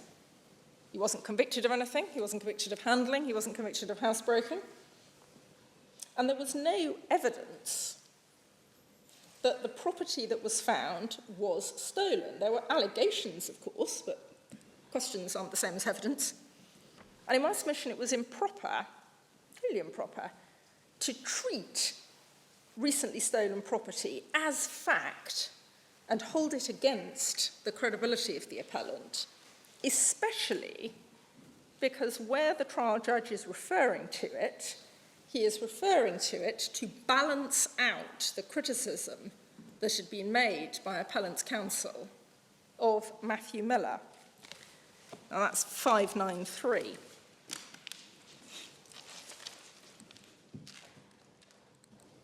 Right at the top, line 3, the allegation of brutality seems to be no more a Mr. Tynes attacked the character of the witness Matthew Miller, but it has to be borne in mind that on the evidence, the plaintiff was found in possession of recently stolen property, and by his own admission lied to the police, and I'll come on to that. So, it's interesting to say that the trial judge is referring to this possession of recently stolen property as a point against the appellant when the appellant wasn't convicted of anything in respect of the stolen property, to balance out criticism of the man who was actually convicted of stealing the property in the first place. Matthew Miller is the interesting one in this case. And of course the trial judge has expressly accepted in his judgment everything that Matthew Miller said when it contradicted that which the appellant had said. The trial judge accepted really in general what he said. He was convicted, and once he had provided a witness statement to the respondents for the purposes of this case, he received a non-custodial sentence. And in fact, he received the non-custodial sentence the day before this trial started. And what's the evidence that Matthew Miller gave of bucking his head against the bars? So, part of the respondent's case play that was how the appellant had come to injure himself, not accepted by the doctors, and already addressed that, of course. Matthew Miller was said to have been in the cell with the appellant at the time that this happened. He's said to have been the person that has called for help. It is curious that the custody record contains no reference to anyone asking the person who is in the cell with him what happened. Sorry, you say that ought to be in the custody record? Yes, because the concerns about what had happened with him having this sort of funny turn, if you like. Page 739, 345, when Inspector Hamilton received information the suspect was having, I think that's a seizure, in the cell. As a result, he was seen and complained about severe headache. Medication was taken from his property, that's the Topamax. Suspect requests to see his doctor, Christian Harris, contacted by Inspector Hamilton. Doctor was not at the office, and you see it carries on there that this is the, call it a funny turn. In fact, it was subsequently identified potentially by Dr. McDowell as having been a seizure, hence potentially what was seen on the EEG. But Inspector Hamilton received information, Miller, he's the one that sounded the alarm, as it were. And it is, say, curious that when you have an eyewitness who's prepared to come to court in 2011 and say, this is what I saw, that the custody record wouldn't have immediately recorded someone saying, well, what on earth happened? What happened here? If that eyewitness is then subsequently going to go on and say, well, I saw him throwing his head about. Might be thought, well, at that stage, neither of them had been to trial on these charges of housebreaking, and they were both sort of he was keeping his head under the radar, or rather keeping his powder dry. But if that were so, then that would be a factor that, in my submission, would tell even more against the credibility of Matthew Miller when it's being set against that of the appellant. I imagine, Ms. Deal, that you're winding down. Because I am. You've only got about 3 minutes. I am. 3 minutes very left. Much winding down, in fact, yes. 2 points. The line to the police about the car, line to them about how he got to Reef Tours, which is the point at which he was arrested.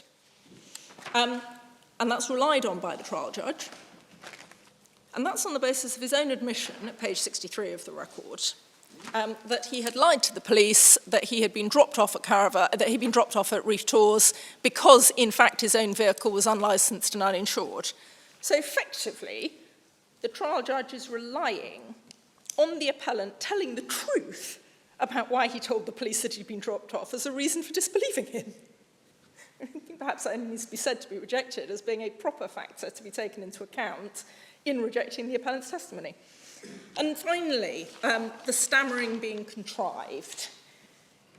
It might, of course, have been slightly embellished.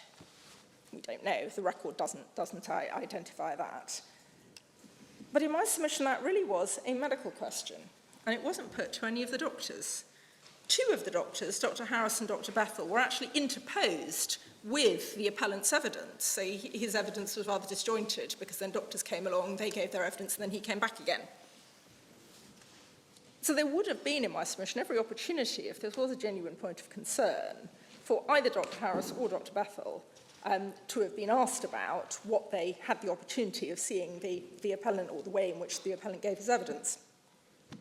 Dr. Bethel said that the appellant had a slight stammer in 2004, but it was way more than that, he said, page 168, in January 2007. And Dr. Harris said, well, he didn't have one at all in 2005 and 2006. And Dr. McDowell says, initially, when he first saw the appellant in February 2007, it was abnormal, he said, in keeping with temporal lobe dysfunction that he had diagnosed. But then it was resolving, as you can see from his records of the examination, over the period that he was seeing him in the February and the March of 2007. So we say it was bold to use what is essentially a medical issue without medical support as justifying why you should reject everything that the appellant said. Could I ask you about the passage at page 204? I'm sorry, Michael. Could I ask you about the passage at page 204 in Mr. McDowell's evidence? He's asked by Ms. Frazier about the stammer, and the word exaggerated appears. And I wonder if some misunderstanding may have crept. I confess that the way that I read that, of course it's double-edged. It could be exaggerated as in completely made up, or it could be exaggerated as in pronounced. Certainly I read it, and I appreciate my own friend will not, that exaggerated stammer was a very pronounced stammer, because of course that would tie in exactly with what he was recording in his medical report as what he was seeing in February and March 2007, with it resolving over the period of the examinations. He had an exaggerated stammer. It's different from he exaggerated his stammer. Yes. Yeah, look at the question that's asked. An exaggerated stammer. It becomes perfectly clear if you look at the question that's asked by counsel. We would say an exaggerated stammer is a pronounced stammer, not he was making it up. But I do appreciate that that is perhaps open to interpretation both ways. Now, of course, none of this was put right by the Court of Appeal. They reiterated the same errors about the similarity of the complaints and Dr. McDowell not knowing the background, failed to take into account the MRI and the timings, and there is a reference to that at page 646, added in a new line of attack, as it were, about Dr. Bethel doubting the appellant's credibility, whereas they've taken your lordship in relationship to that record, that passage in the record, that he wasn't doubting it. He was saying expressly that he didn't doubt it. And adding in, additionally, that there was an entirely new line of argument that there was no evidence of blunt force trauma.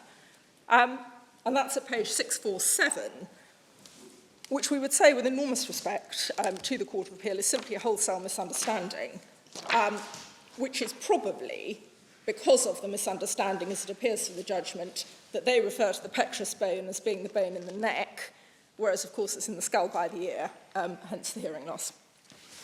So for all of these reasons, we say that the findings of fact, the trial judge and of course the Court of Appeal cannot stand. And we would ask you to accept that this is an exceptional case when it must be looked at afresh. And if your ladyship and your lordships were to accept that there is no conclusion possible except that on the balance of probabilities he suffered blunt force trauma and a hypoxic injury at the hands of the police, then we would ask you to allow the appeal and then remit it for the assessment of damages, which of course was never carried out because the trial was one of liability only. Alternatively, of course, it may be that you would consider this as more appropriate to be dealt with from scratch by way of a retrial, particularly of the parts of the claim that are relevant to the assault. There are obvious disadvantages, we accept that, because we are now October 2017 and this dates back to January and February 2007. But we would say that it's essentially for the National Court to decide whether the disadvantages are such that the trial cannot fairly proceed, unless, of course, and to the extent that the parties are able to resolve their differences in the meantime. Thank you very much, Ms. Deal. Mr. Pennington-Benton? Mr. Atwell. Good evening, Lords. To start off, if I may, just make a few brief points about concurrent findings of fact. I'm acutely aware this is likely to be familiar territory to the board, so I won't dwell on the point. I'll then deal with the medical evidence, in particular the evidence of Dr. Bethel and Dr. McDowell, but just by way of initial summary, our basic points are these. The medical evidence only really went so far. It fell short, we say, of demonstrating unequivocally that the appellant had been in fact assaulted by the police. As a result, the judge wasn't bound to accept that evidence. He was entitled to weigh it, along with the evidence of the appellant and the respondent officers, and reach his decision as to whether an assault had in fact taken place. And he was therefore entitled, we say, to state, as he did, that the medical evidence really only went so far and didn't swing the balance effectively in favour of the appellant. Those are the broad points. And as a result of that, we say that there's, on a proper reading of the judgments at least, there's no material error in the judge's approach and the Court of Appeal's approach. My Lords, various other points have been made by my learned friend towards the end of her submissions. These are dealt with in our written case at paragraphs 83 to 88, electronic bundle reference, pages 825 and 827. I'll deal with them briefly at the end of my submissions, if I may. So far as concurrent findings of fact are concerned, you've got a summary of the relevant law in our case at paragraphs 10 to 21, EV reference pages 801 to 803. There isn't a huge amount of difference between the parties so far as our submissions are concerned in respect to the applicable law. I would like to take you, as my learned friend did, briefly to Central Bank of Ecuador and others. That's at tab 4 of the authorities bundle. It's the opening paragraphs that are relevant. And I would just like to take the board to some of those paragraphs. Paragraph 4, just your reference. This is page 906. The board will, of course, as a matter of settled practice, decline to interfere with concurrent findings of pure fact, save in very limited circumstances, and then Lord Mance sets out there the well-known passage from Devian Roy. But really it's paragraphs 5 through to 7 that I rely on. 5, second, quite apart from the settled rule relating to concurrent findings, any appeal court must be extremely cautious about upsetting a conclusion of primary fact. Very careful consideration must be given to the weight to be attached to the judge's findings and position, and in particular the extent to which he or she had, as the trial judge, an advantage over any appellate court. Just pausing there, we do say that the judge had that advantage here. He had the unique advantage of seeing the relevant witnesses give their evidence. The greater that advantage, the more reluctant the appellate court should be to interfere. Some conclusions of fact are, however, not conclusions of primary fact, but involve an assessment of a number of different factors which have to be weighed against each other. This is sometimes called an evaluation of the facts and is often a matter of degree upon which different judges can legitimately differ. And we say this is one of those cases because effectively the judge was weighing not just the lay witness evidence but also the expert evidence. And then further guidance by Lord Mance at paragraph 6. The Supreme Court of the United Kingdom recently re-emphasised the force of the second point in McGrady, citing a well-known passage. And the quote there from Thomas and Thomas, where a question of fact has been tried by a judge without a jury, and there's no question of misdirection of himself by the judge, an appellate court which is disposed to come to a different conclusion on the printed evidence should not do so unless it's satisfied that any advantage enjoyed by the trial judge by reason of having seen and heard the witnesses could not be sufficient to explain or justify the trial judge's conclusion. And the point that we'll come on to make is that because the judge had that unique advantage of seeing all of the relevant witnesses give their evidence, his conclusions are largely dependent upon his impression of the witnesses and their evidence. The appellate court may take the view that without having seen or heard the witnesses, it's not in a position to come to any satisfactory conclusion on the printed evidence. The appellate court, either because the reasons given by the trial judge are not satisfactory, or because it unmistakably so appears from the evidence, may be satisfied that he's not taken proper advantage of having seen and heard the witnesses.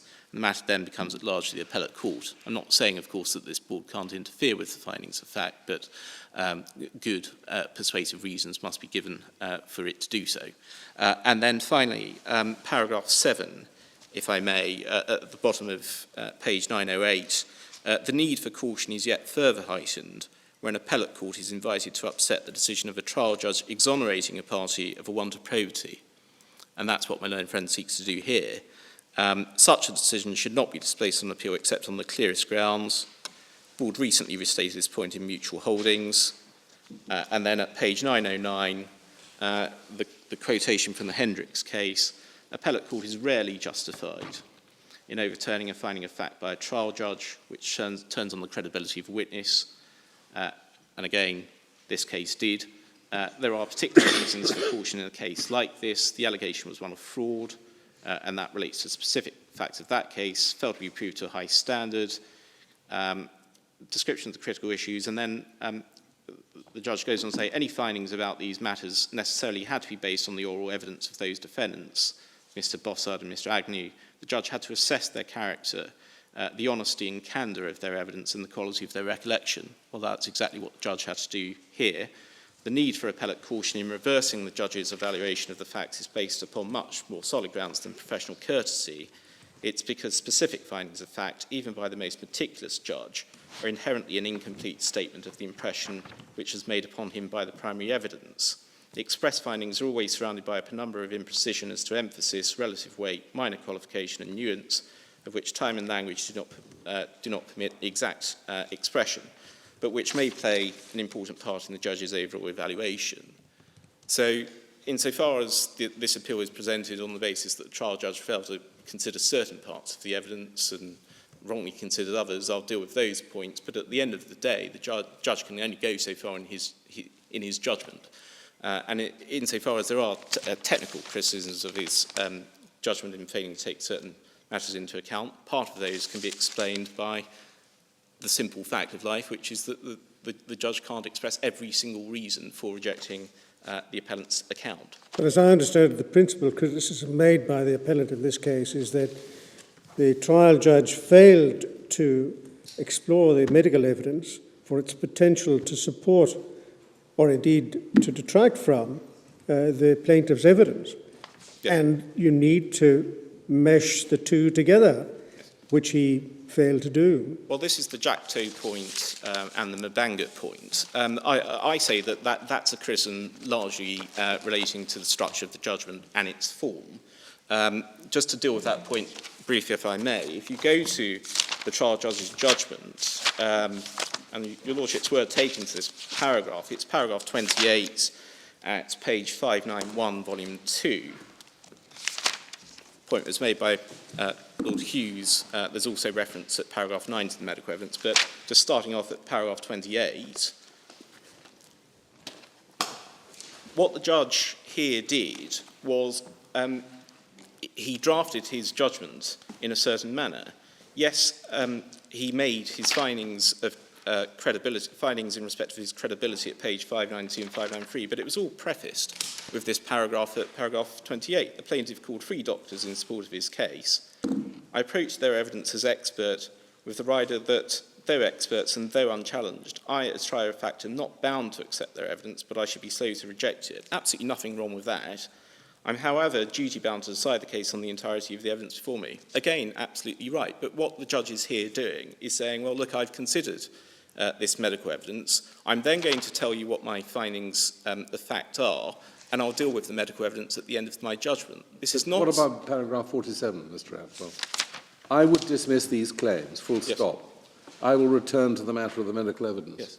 It's a matter, I say, that is a matter of drafting in a reserved written judgment. He obviously has in mind the medical evidence when he reaches his conclusion that he's going to dismiss these claims, and simply as a matter of structure, he's dealt with the medical evidence at the end. Well, implicit in that submission, it appears to me, is the acceptance that the judge was bound to look at the medical evidence for its potential to support the plaintiff's case. I mean, do you accept that that is the position? Yeah, yes, absolutely. Well, does he ever say that he did conduct that examination? Well, it's apparent from the face of the judgment in the later paragraphs that he does look at the medical evidence. No, that's not the question. Of course, he looked at the medical evidence, and certain criticisms are made about the evaluation of the medical evidence, but that's not the point. You've accepted, I think absolutely correctly, that the medical evidence must be evaluated not only for its intrinsic value, but also for its potential to support the credibility of the plaintiff's case. Now, is there any point in the judgment where the judge identifies his obligation to look at the medical evidence as a potential support for the credibility of the plaintiff? Well, I say it's implicit in the passages where he considers the medical evidence in his judgment. He looks at the medical evidence in detail. He looks at whether, in his own opinion, it supports the relevant findings of fact. What Mabanga and Jackto are about, if I take you to Mabanga, it's at tab 11, and the headnote really addresses the harm that Mabanga is dealing with. This is at tab 11 of the authorities bundle, page 1113.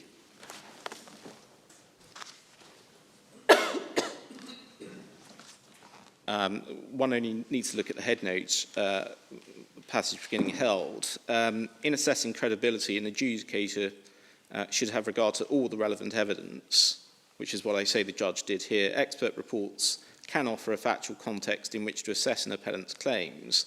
Such a context may prove to be a crucial aid to the decision whether or not to accept the truth of those claims. It's dangerous for an adjudicator to reach a conclusion by reference only to the appellant's evidence, and then, if it be negative, to ask whether the conclusion should be shifted by the expert evidence. Now, that wasn't the approach adopted by the judge here. Yes, he made his findings of fact, but he didn't, in his judgment, say, well, having made those findings of fact, I'm now going to look at the expert evidence to see whether my decision can be swayed by that. That's simply not what he did. The structure of the judgment was simply that he delayed consideration of the expert evidence until the end of his judgment. That's a criticism. I don't think we should spend much time looking at this judgment, which I appear to have delivered, but for the record, paragraph 25, Yes. second sentence, she addressed, this is the adjudicator, she addressed the medical evidence only after articulating conclusions that the central allegations made by the appellant were, in her extremely forceful, if rather unusual phraseology, wholly not credible. Yeah. Isn't that just what's happened here? I obviously don't want to repeat myself, but I think the harm in the Mbanga case was simply that the judge had, on a proper reading of that judgment, and each judgment is different, had reached that conclusion, and then the approach adopted in Mbanga is to look at the expert evidence to see whether that initial finding is swayed by the expert evidence. But again, on a proper reading of this judge's judgment, I say that's simply not what he's done. He's correctly identified, before reaching the findings of fact, that there is medical evidence. It's simply that he's delayed consideration of that as a matter of structure and form to the end of his judgment. So it's a criticism that relates to structure as opposed to the approach and the thinking of this particular judge. That would be persuasive if you were able to point to an explicit reference to the connection of the two items of evidence. But you invite us to conclude that although there's no explicit reference, that it's implicit in the judgment. So you've got the problem of structure and no express recognition of the need to bring the two compartments of evidence together. Well, I can only refer to paragraph 28. Is 87 the nearest he gets to it? Or I'm sorry, Mark. Or is 87 the nearest he gets to it, or is there anything better? Yes. Let's have a look at 87. Yes, that's effectively his conclusion relating to medical evidence. But whether he put 87 at 87 or whether he should have put it part and parcel with his findings of fact, I say, doesn't mean that harm complained of in Mbanga and JAXA has been repeated here. As I said, it's on our submission at least, it's a matter of structure of the judgment rather than any harm or wrongdoing being done to this appellant. Yeah. Lord, that's the short point relating to structure, and I've taken you to the relevant parts of the Ecuador case. Can I then turn to deal with the medical evidence? The basic point that seems to be relied upon is that medical evidence demonstrated unequivocally that this appellant had suffered a brain injury, so a fracture of the left petrocell and a hypoxic injury. And it's also said that he suffered a neck fracture in the period during which he was detained. And it said that this effectively provided unequivocal support for the appellant's case, such that it must follow that the judge was duty-bound to accept that evidence. That's the consequential inference that the appellant seeks to draw. And we say that medical evidence, properly read, simply doesn't support that point. Can I just deal with the two injuries separately, brain and neck? So far as brain's concerned, you have the evidence of Dr. Bethel and Dr. McDowell. In respect to Mr. Bethel's evidence, we've made some general points at paragraph 23 of our case, which is at page 804. I can summarise them as follows. The point simply is this.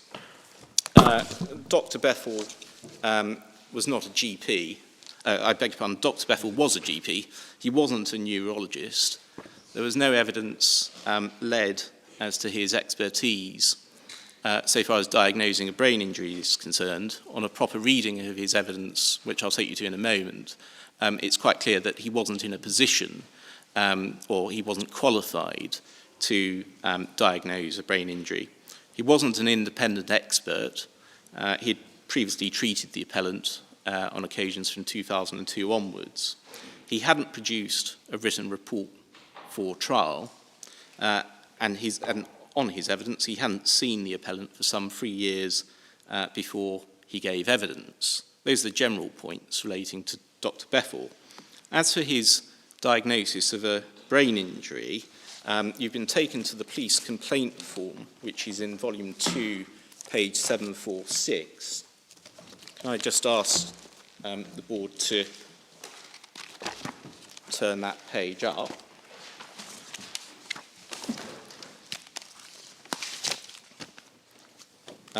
it's quite clear that a complaint was made to the police. It was made after the appellant had been charged and released from custody. It's quite clear that the allegation at this stage was simply that the appellant was said to have been punched in the left side of his head by the police, and you see that from the top part of this form. That was not something that was said during his detention. It's useful to have a quick look at the detention record, which is at page 741.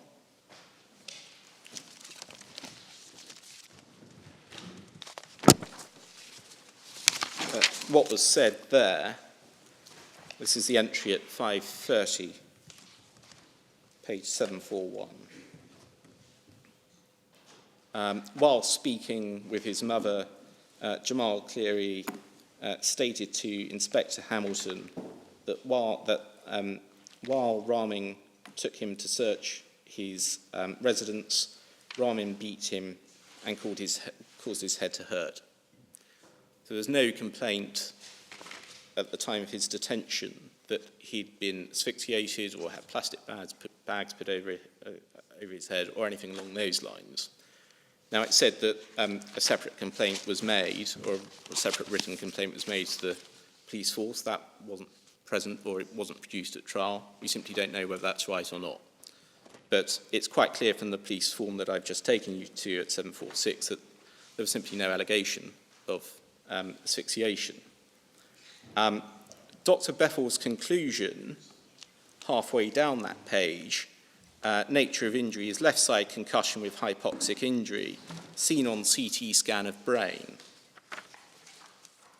Now, his evidence about the CT scan you get from page 151 to 152 in volume 1.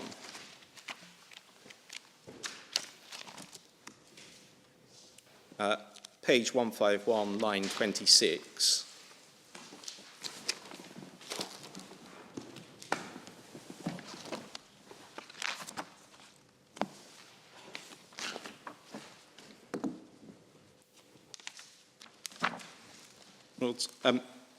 What he said was this: while he was in custody, I went to review the CT scan, which was reported to me that it was normal. I didn't believe it was normal. He doesn't say why he didn't believe it was normal. I went to review the exam and have him re-evaluate what the CT scan was showing. It turned out the radiologist, who was reviewing the scan, had not looked at the scan. The scan was declared an independent review, and so I caught up with the radiologist and asked him to look at it, and he noted that there were signs suggestive, the operative word being suggestive, of brain injury, that was hypoxia. So you yourself read the CT scan with the radiologist.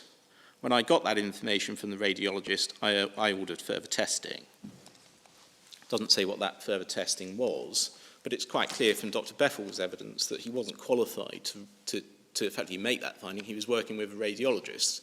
And of course, no radiologist was called on behalf of the appellant to give evidence that actually what the radiologist had seen was a hypoxic injury. There's simply no evidence from a radiologist at all. So, insofar as this was... Was the CT scan that Mr. McDowell saw the same one or a different one? Well, we've read the transcripts as though it's the same CT scan. Dr. McDowell refers to this. He said it was normal, didn't he? Yes, indeed. His evidence in that respect is at page 193, line 9. He says, I was able to review some tests that were previously done. He had a CAT scan at the Rand Memorial Hospital of his brain that I was able to review, which was normal. You have known the date of the CAT scan, 23rd of January 2007. So there was a clear conflict there in respect of the CT scan and whether it actually showed a hypoxic injury. Did you say that Dr. Bethel didn't examine him? Because he saw him for quite a long time, didn't he? Well, Dr. Bethel saw him on the 25th of January 2007, and that's what's recorded in the police complaint form. With mother? I don't know whether it was with mother or not. Didn't he give evidence that mother had to explain what was going, what the chap was saying? Course. Yes. And, yes, and at some stage he administered the MMSE. Yes, the mini mental state examination. Yeah. But so far as Bethel's evidence is concerned in respect to the brain, there is no diagnosis here of a hypoxic injury. Simply, what it's confined to is Dr. Bethel relaying what was said to him, or what was apparently said to him by a radiologist, but no radiologist being called to confirm that part of his evidence. So that's effectively the problem with Bethel's evidence in respect of the brain injury. It effectively relied on a hearsay conversation with the radiologist, but there were further problems with it as well. I've dealt with the inconsistency with Dr. McDowell's evidence in respect of the CT scan, but it's also quite clear that this appellant had significant pre-existing problems, neurological problems, which were largely unexplained so far as their relevance to the diagnosis was concerned. And you get that from the correspondence that was disclosed. We don't have any GP records, we don't have any hospital notes, we only have selected correspondence from Dr. Bethel. And the first document, first part of the correspondence is at page 720, volume 2.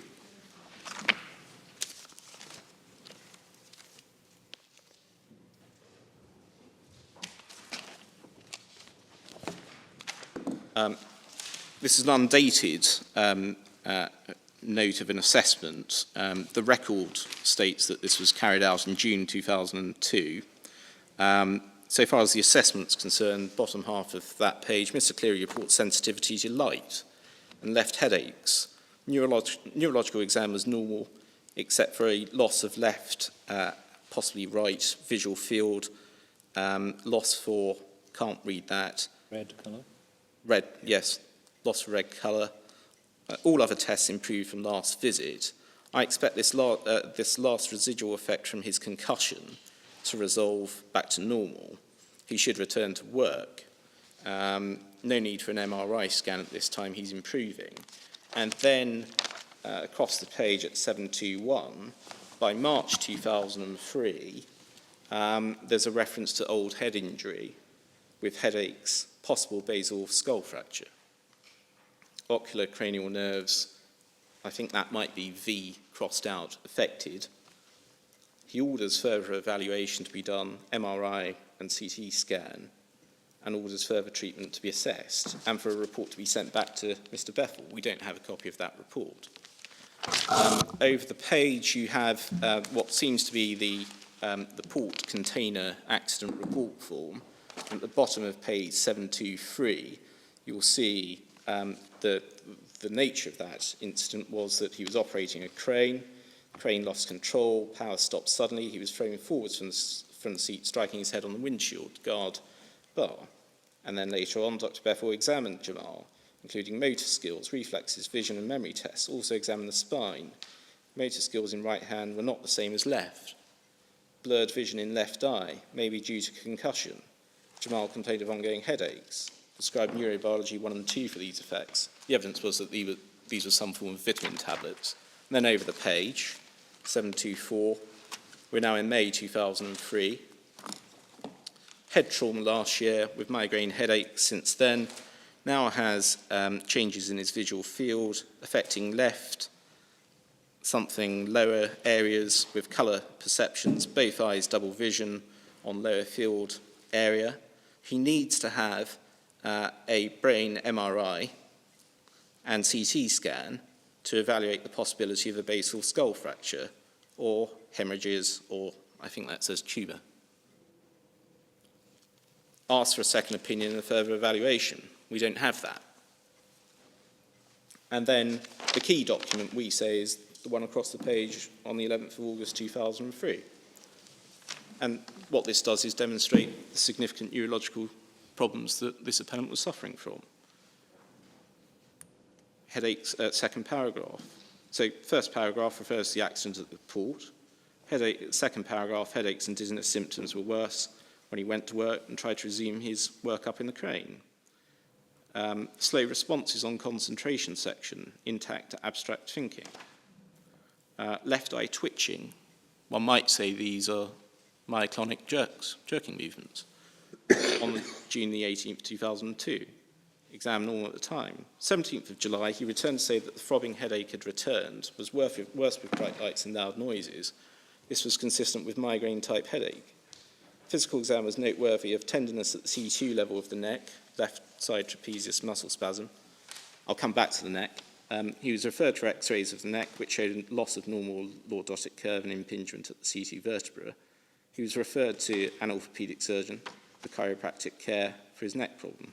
We haven't got any of those documents relating to consultations with Dr. Lee or Dr. Raptopoulos. For the next 3 months, he was headache and dizziness-free on follow-up visits. He was then referred to an eye examination. And then, this is the important bit, when I saw Mr. Cleare on the 6th of March 2003, he reported left-sided headaches and dizziness had returned while on crane. He no longer had neck or back pain, so he had discontinued chiropractic care. He reported double vision and left eye blurry vision. On examination, he had 20/20 vision, but he had some new neurological findings. Left eyebrow was weaker than his right side. Tongue deviated to left side. Field of vision was blurry in the central lower area with decreased colour perception in left eye. Because of these neurological findings, I suggested he have an MRI scan of the brain to rule out a tumour or neurological disease like MS or any injury to the brain or skull from last year's hit on the head. I started him on some medications and I suggested he get an eye exam while he waits for the MRI scan. The MRI came back normal, which is at page 726. No findings suggest any trauma, cancer or neurological diseases. So what the appellant was reporting here were severe neurological symptoms, but no evidence on the MRI of a brain problem. And it was effectively put down to eye difficulties, and he was advised to go and see an ophthalmologist. But the point is this, these were important findings that were made prior to the alleged incident, and they called for an explanation by not just Dr. Bethel, but also Dr. McDowell. And we say that on a proper reading of their evidence, which I'll take you to in due course, that they really didn't fully grapple with these points. They weren't able to come up with any rational explanation for the appellant's symptoms as presented post the alleged assault by reference to his pre-existing position. What's the position in the Bahamas about disclosure of medical records? I'm not sure is the answer to that. I think there is certainly provision, I would imagine there's certainly provision for disclosure, but perhaps that's something I can take some instructions on and come back to you after lunch. In any event, the previous medical records were not obtained. Yes. And so that's the position with regards to Dr. Bethel's evidence. There was no real diagnosis here of a brain injury. Furthermore, in the absence of any rationalisation of his pre-existing symptoms, all Bethel did, really, in his evidence, was to confirm two things. First, that he was unable to obtain a proper history from the appellant, and the reference to that is at page 152 to 153. It's worth just flagging that up.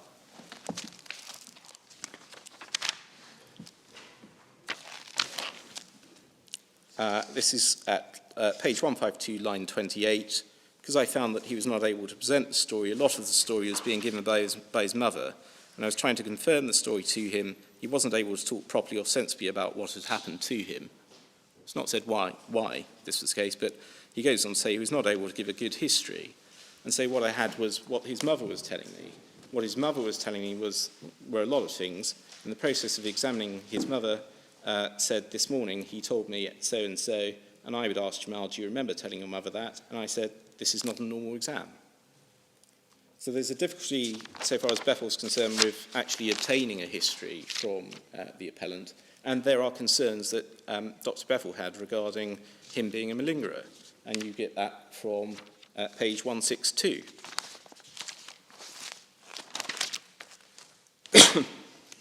Lines 1 to 13.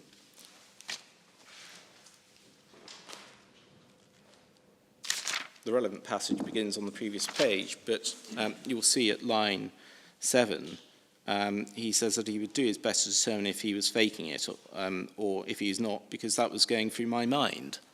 I had reason to suspect that he could be malingering with symptoms. After examining, I had reason to suspect that not all of the symptoms were malingering, and that was that maybe the tongue that was something from the previous visit. I'm not entirely sure what that means, but there's a reference to, in the evidence, to a deviation of the tongue being clear evidence of a brain injury. But of course, that's something that was reported to Dr. Bethel in his 2003 examination, the letter of the 11th of August 2003. Now, if that was right, that the deviation of the tongue was objective evidence of a brain injury when Dr. Bethel saw him in 2007, he must also have been suffering from a brain injury in 2003. But what is clear is that he was suffering from significant neurological symptoms before the alleged incident. So the basic submission is, so far as Dr. Bethel's evidence is concerned, didn't provide support for the fact that a brain injury had occurred. There was no actual diagnosis of a hypoxic brain injury. There was no real analysis in his live evidence, a written report not having been completed, of the relevance of the previous pre-existing significant neurological symptoms. Turning then to Dr. McDowell's evidence, we say that progress matters either. Again, we've made some general points in respect of his evidence at paragraphs 42 to 46 of our written case. That's in the electronic bundle at page 811 to 812. And the basic points, again, similar to those in respect of Dr. Bethel. He's not an independent expert. He treated the appellant privately. He did prepare a brief written report which contained a basic outline of his findings. You've been taken to that report. It's at page 750 to 751.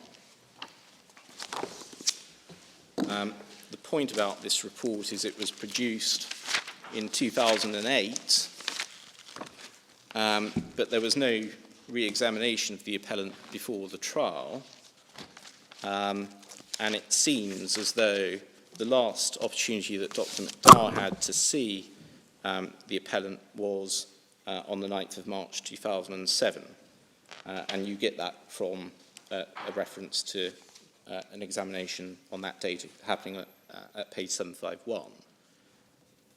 So he hadn't seen the appellant for some 3 years and 8 months before giving evidence.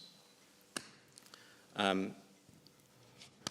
report was put into evidence, that's right, and it's also right to say that the defendant had permission to rely on its own evidence. But the point we make is that it's hardly surprising that the defendants didn't then go and obtain their own expert neurology evidence, because we had sight of this written report, and this written report, we say, didn't demonstrate causation had been established. It didn't say that these findings that are set out in respect of the scans at page 750 were due to an assault or were consistent with an assault. All this was a very brief report setting out observations that Dr. McDowell had in respect of this appellant. But there was no real analysis undertaken by reference to the events in question, albeit that there is a recitation of the complaint at the outset of the report at page 748. It was only when Dr. McDowell came to give his live evidence that he then went further to seek to connect his findings with the allegation of assault. And it was then, at that stage, after his evidence was complete, that the defendants sought permission to obtain their own report late in the day, but because it was too late, they weren't granted permission, effectively. That explains why it's said that this report was unchallenged, but of course he was questioned about the contents of that report, and there was no admissions effectively made that the appellant had in fact suffered an injury by reason of an assault. So is the suggestion that if you have a statement of claim saying I've had a polythene bag put over my head and a medical report which speaks of a hypoxic insult, there's no reason at all to have the chap examined yourself. Well, perhaps with hindsight, it certainly would have been desirable to have him seen by a neurologist. But the reference to hypoxic insult is set out at page 751, and what was said was he was a young man with a left posterior temporal contusion associated with a presumed left petrocell fracture and hypoxic insult. So again, and this is a point that I'll come on to develop, again, there was no actual diagnosis of a hypoxic insult in the written report. Dr. McDowell did then, when he came to give his live evidence, go further. So perhaps it was considered, I simply don't know, but perhaps it was considered that it was unnecessary, bearing in mind that this was a presumed insult as opposed to an actual insult, that it was simply unnecessary to meet Dr. McDowell's written evidence in that respect.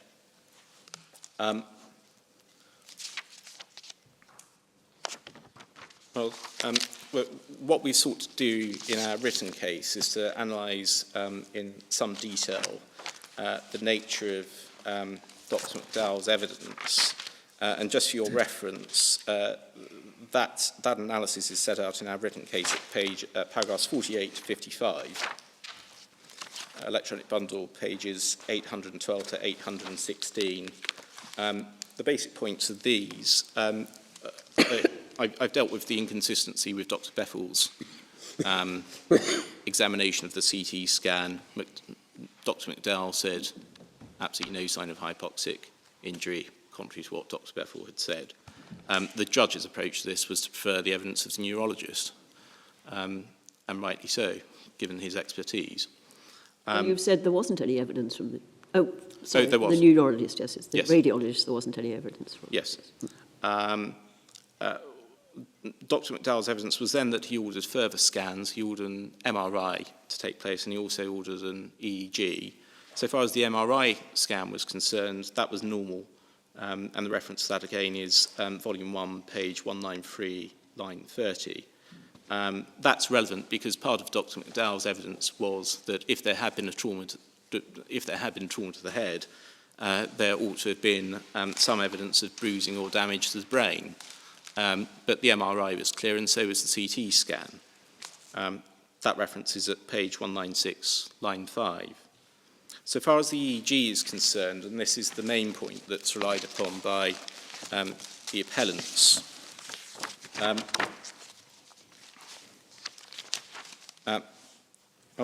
it's right. It might just be quicker to take you to Dr. McDowell's evidence in this respect. It's at page 194.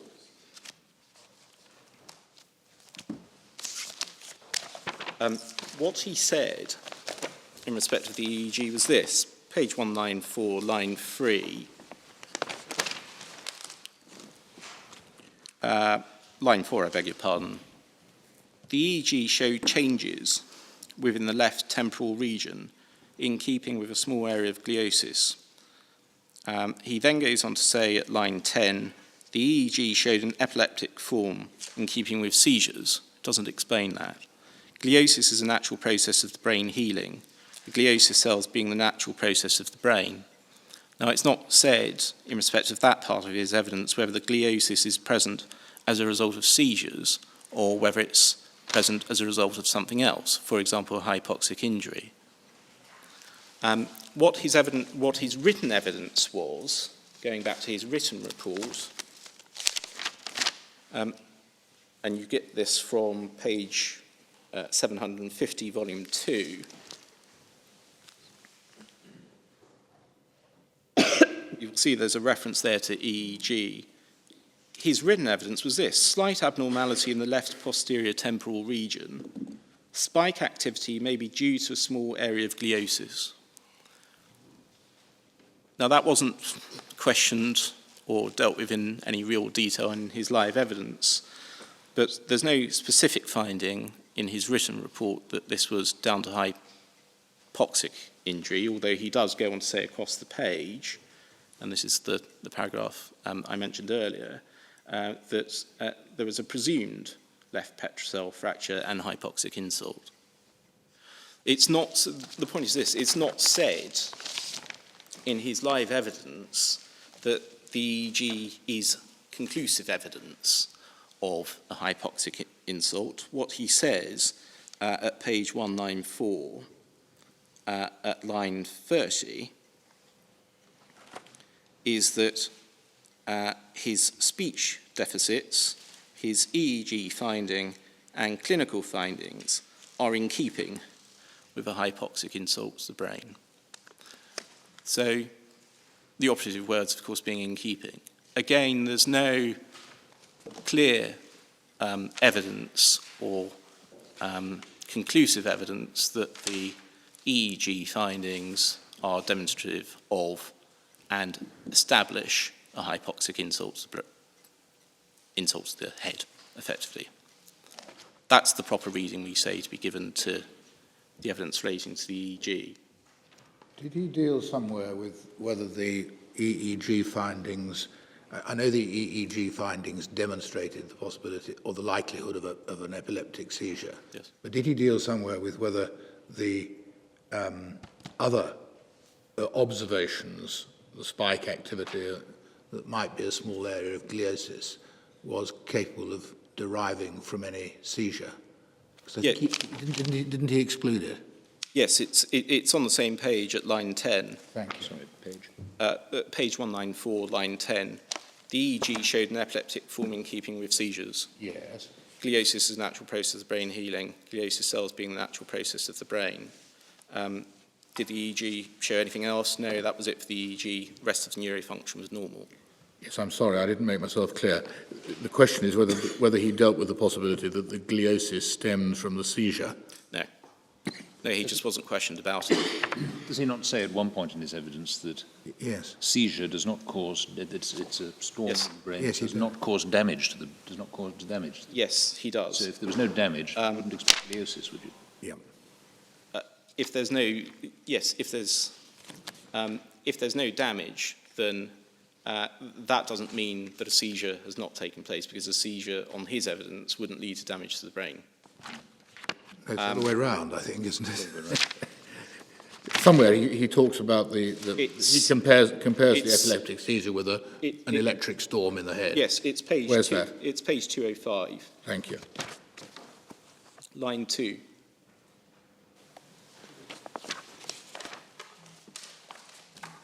Yes. Thank you. It doesn't cause damage to the brain. Yes. Well, do you submit that the trial judge would have been entitled to conclude, as a matter of probability, that there was no hypoxic insult to the brain? Well, the evidence was limited to there being signs suggestive of a hypoxic insult to the brain, and it was presumed as a result of the EEG scans, which on our case weren't properly explained, and the clinical and the clinical presentation. The clinical presentation was the myoclonic jerks, and there was no evidence about whether those jerks could or could not be faked, so that's a neutral point. And then the other point was memory deficit, and we say that's either explainable by reference to his pre-existing position, or we say those findings weren't properly reached anyway, because all that Dr. McDowell did was do a single test of memory about whether this appellant could remember 3 things after 15 minutes or so. And so that wasn't a sufficient basis for then leading to the conclusion of a brain injury in the absence of any real physical signs otherwise. So the judge could properly have found that, notwithstanding this evidence, there was in fact no hypoxic injury? Yes. That's our case.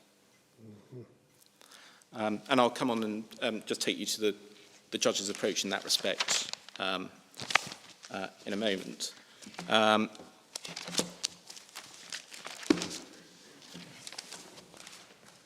Sorry, I've lost my note.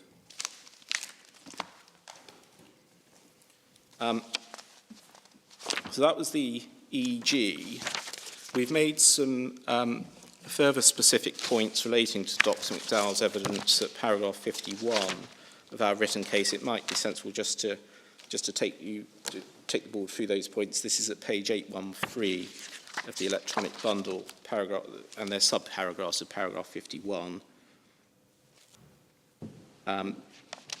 First point I've set out at paragraph 51.1 is that Dr. McDowell confirmed in his evidence that the MRI scan of the appellant's brain would have allowed him to examine the appellant's brain in much finer detail than the CT scan.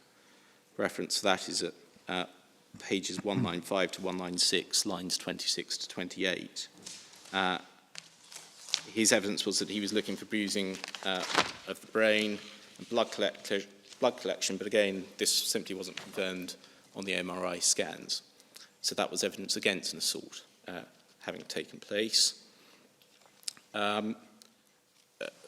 Paragraph 51.2 of our case, despite the absence of any evidence of brain injury on the MRI and CT scans, Dr. McDowell went on to say that the appellant had suffered a brain injury arising as a result of lack of oxygen to the brain cells, rather than energy transmission or trauma.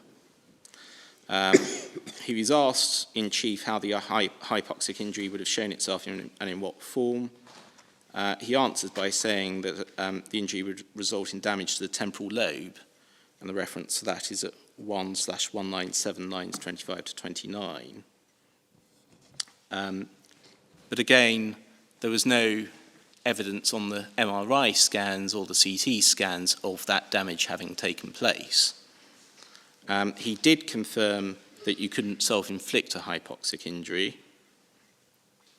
He confirmed there was no evidence of drowning or strangulation. He confirmed there was no bruising around the appellant's neck.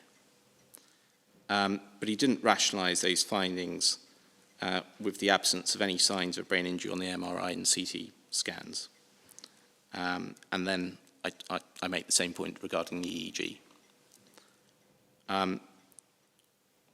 Deal with memory loss at paragraph 51.4. Forgive me, Sorry.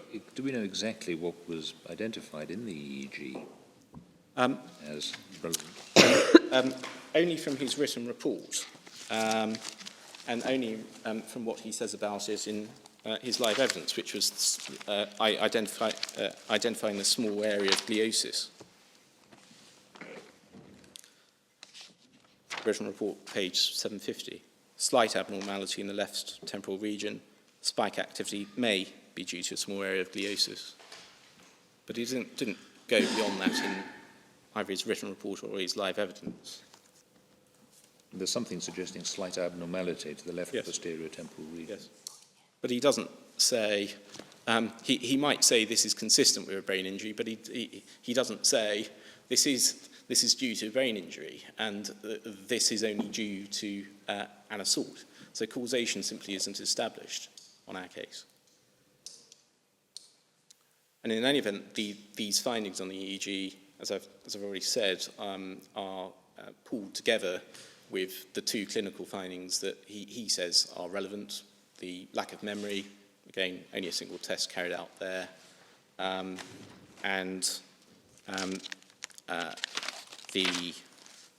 beg your pardon, yes, the lack of memory, and the other matter, which I'm terribly sorry, I've lost myself on that front.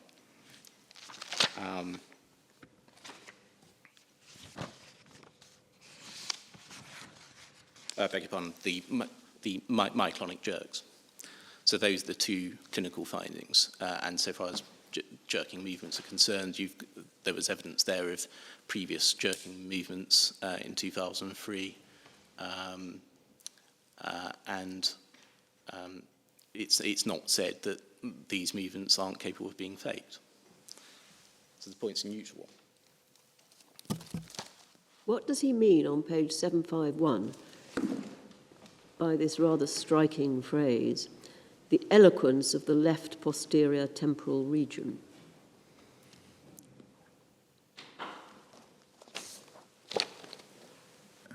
This is dealing with prognosis. He's saying prolonged observation will be required to determine recovery expectations from his head injury. A final determination cannot safely be done until 3 years post-insult. A strong likelihood of significant long-term sequelae, given the eloquence of the left posterior temporal region. Well, he wasn't asked about this during evidence, so it was simply left hanging.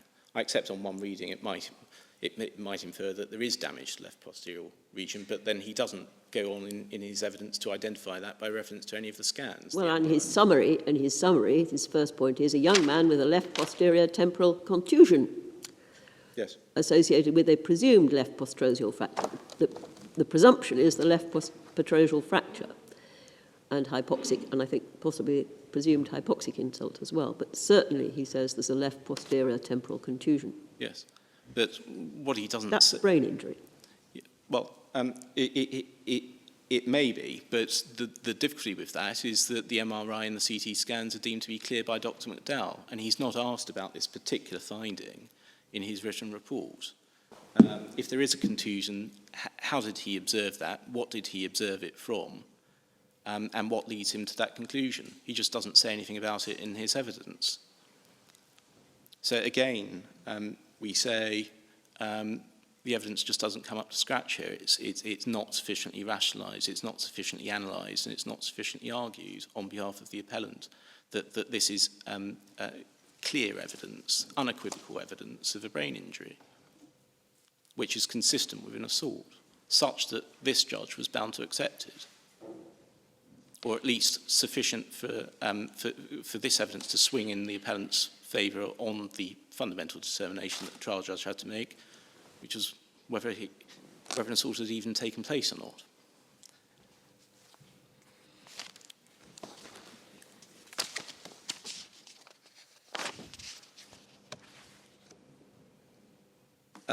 There were other problems with Dr. McDowell's evidence. It's clear that his report was written in somewhat of a vacuum by reason of the time delay between writing it and also Dr. McDowell giving his evidence at trial. There was no re-examination by the looks of it prior to him giving his evidence at trial. It's clear that he hadn't seen Dr. Bethel's previous reports, and you get that from page 202.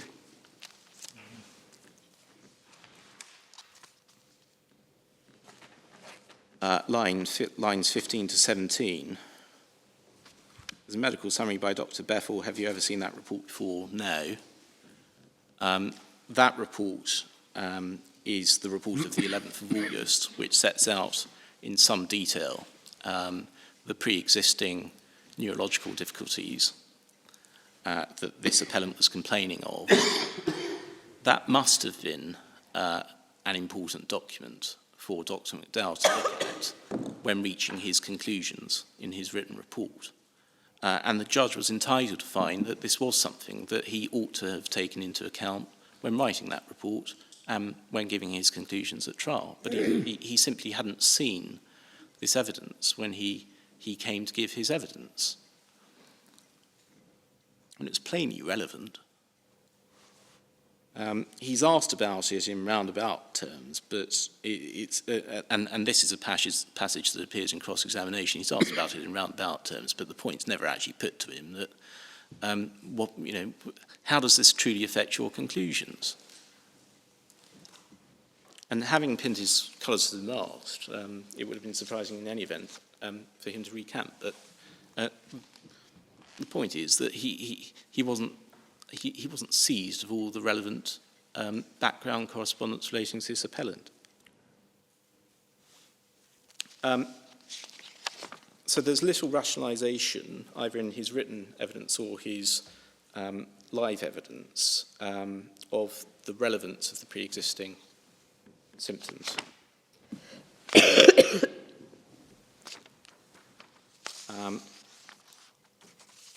There is a difference between the symptoms that this appellant presented to Dr. McDowell and those which he presented to Dr. Bethel, and we summarise those differences at paragraph 45 of our written case. This is at page 811. Presented with far less severe symptoms to those presented to Dr. Bethel. board might recall Dr. Bethell's evidence was that he presented as someone on the MMSE scores, attaining a score of 19 out of 30, as someone who presented as similar to someone who's presenting with dementia. So there were word-finding difficulties and the like, whereas the presentation of the complaint to Dr. McDowell appeared to be far less severe. He was simply complaining of headaches, speech and memory disturbances, and generalised spasms. Dr. McDowell found that the appellant's effect was appropriate. He didn't report visual disturbance to Dr. McDowell. He did to Dr. Bethell. He did have some word-finding difficulty, but he had good comprehension, contrast Dr. Bethell's findings or his evidence. There was no mention made by Dr. McDowell in respect of the deviated left tongue or impairment of thought, and that had been observed by Dr. Bethell just some 7 days earlier. So there was an inconsistent presentation by the appellant to both experts. Well, is that a convenient moment Yes. for us to adjourn? We'll look forward to hearing from you further at 2 o'clock.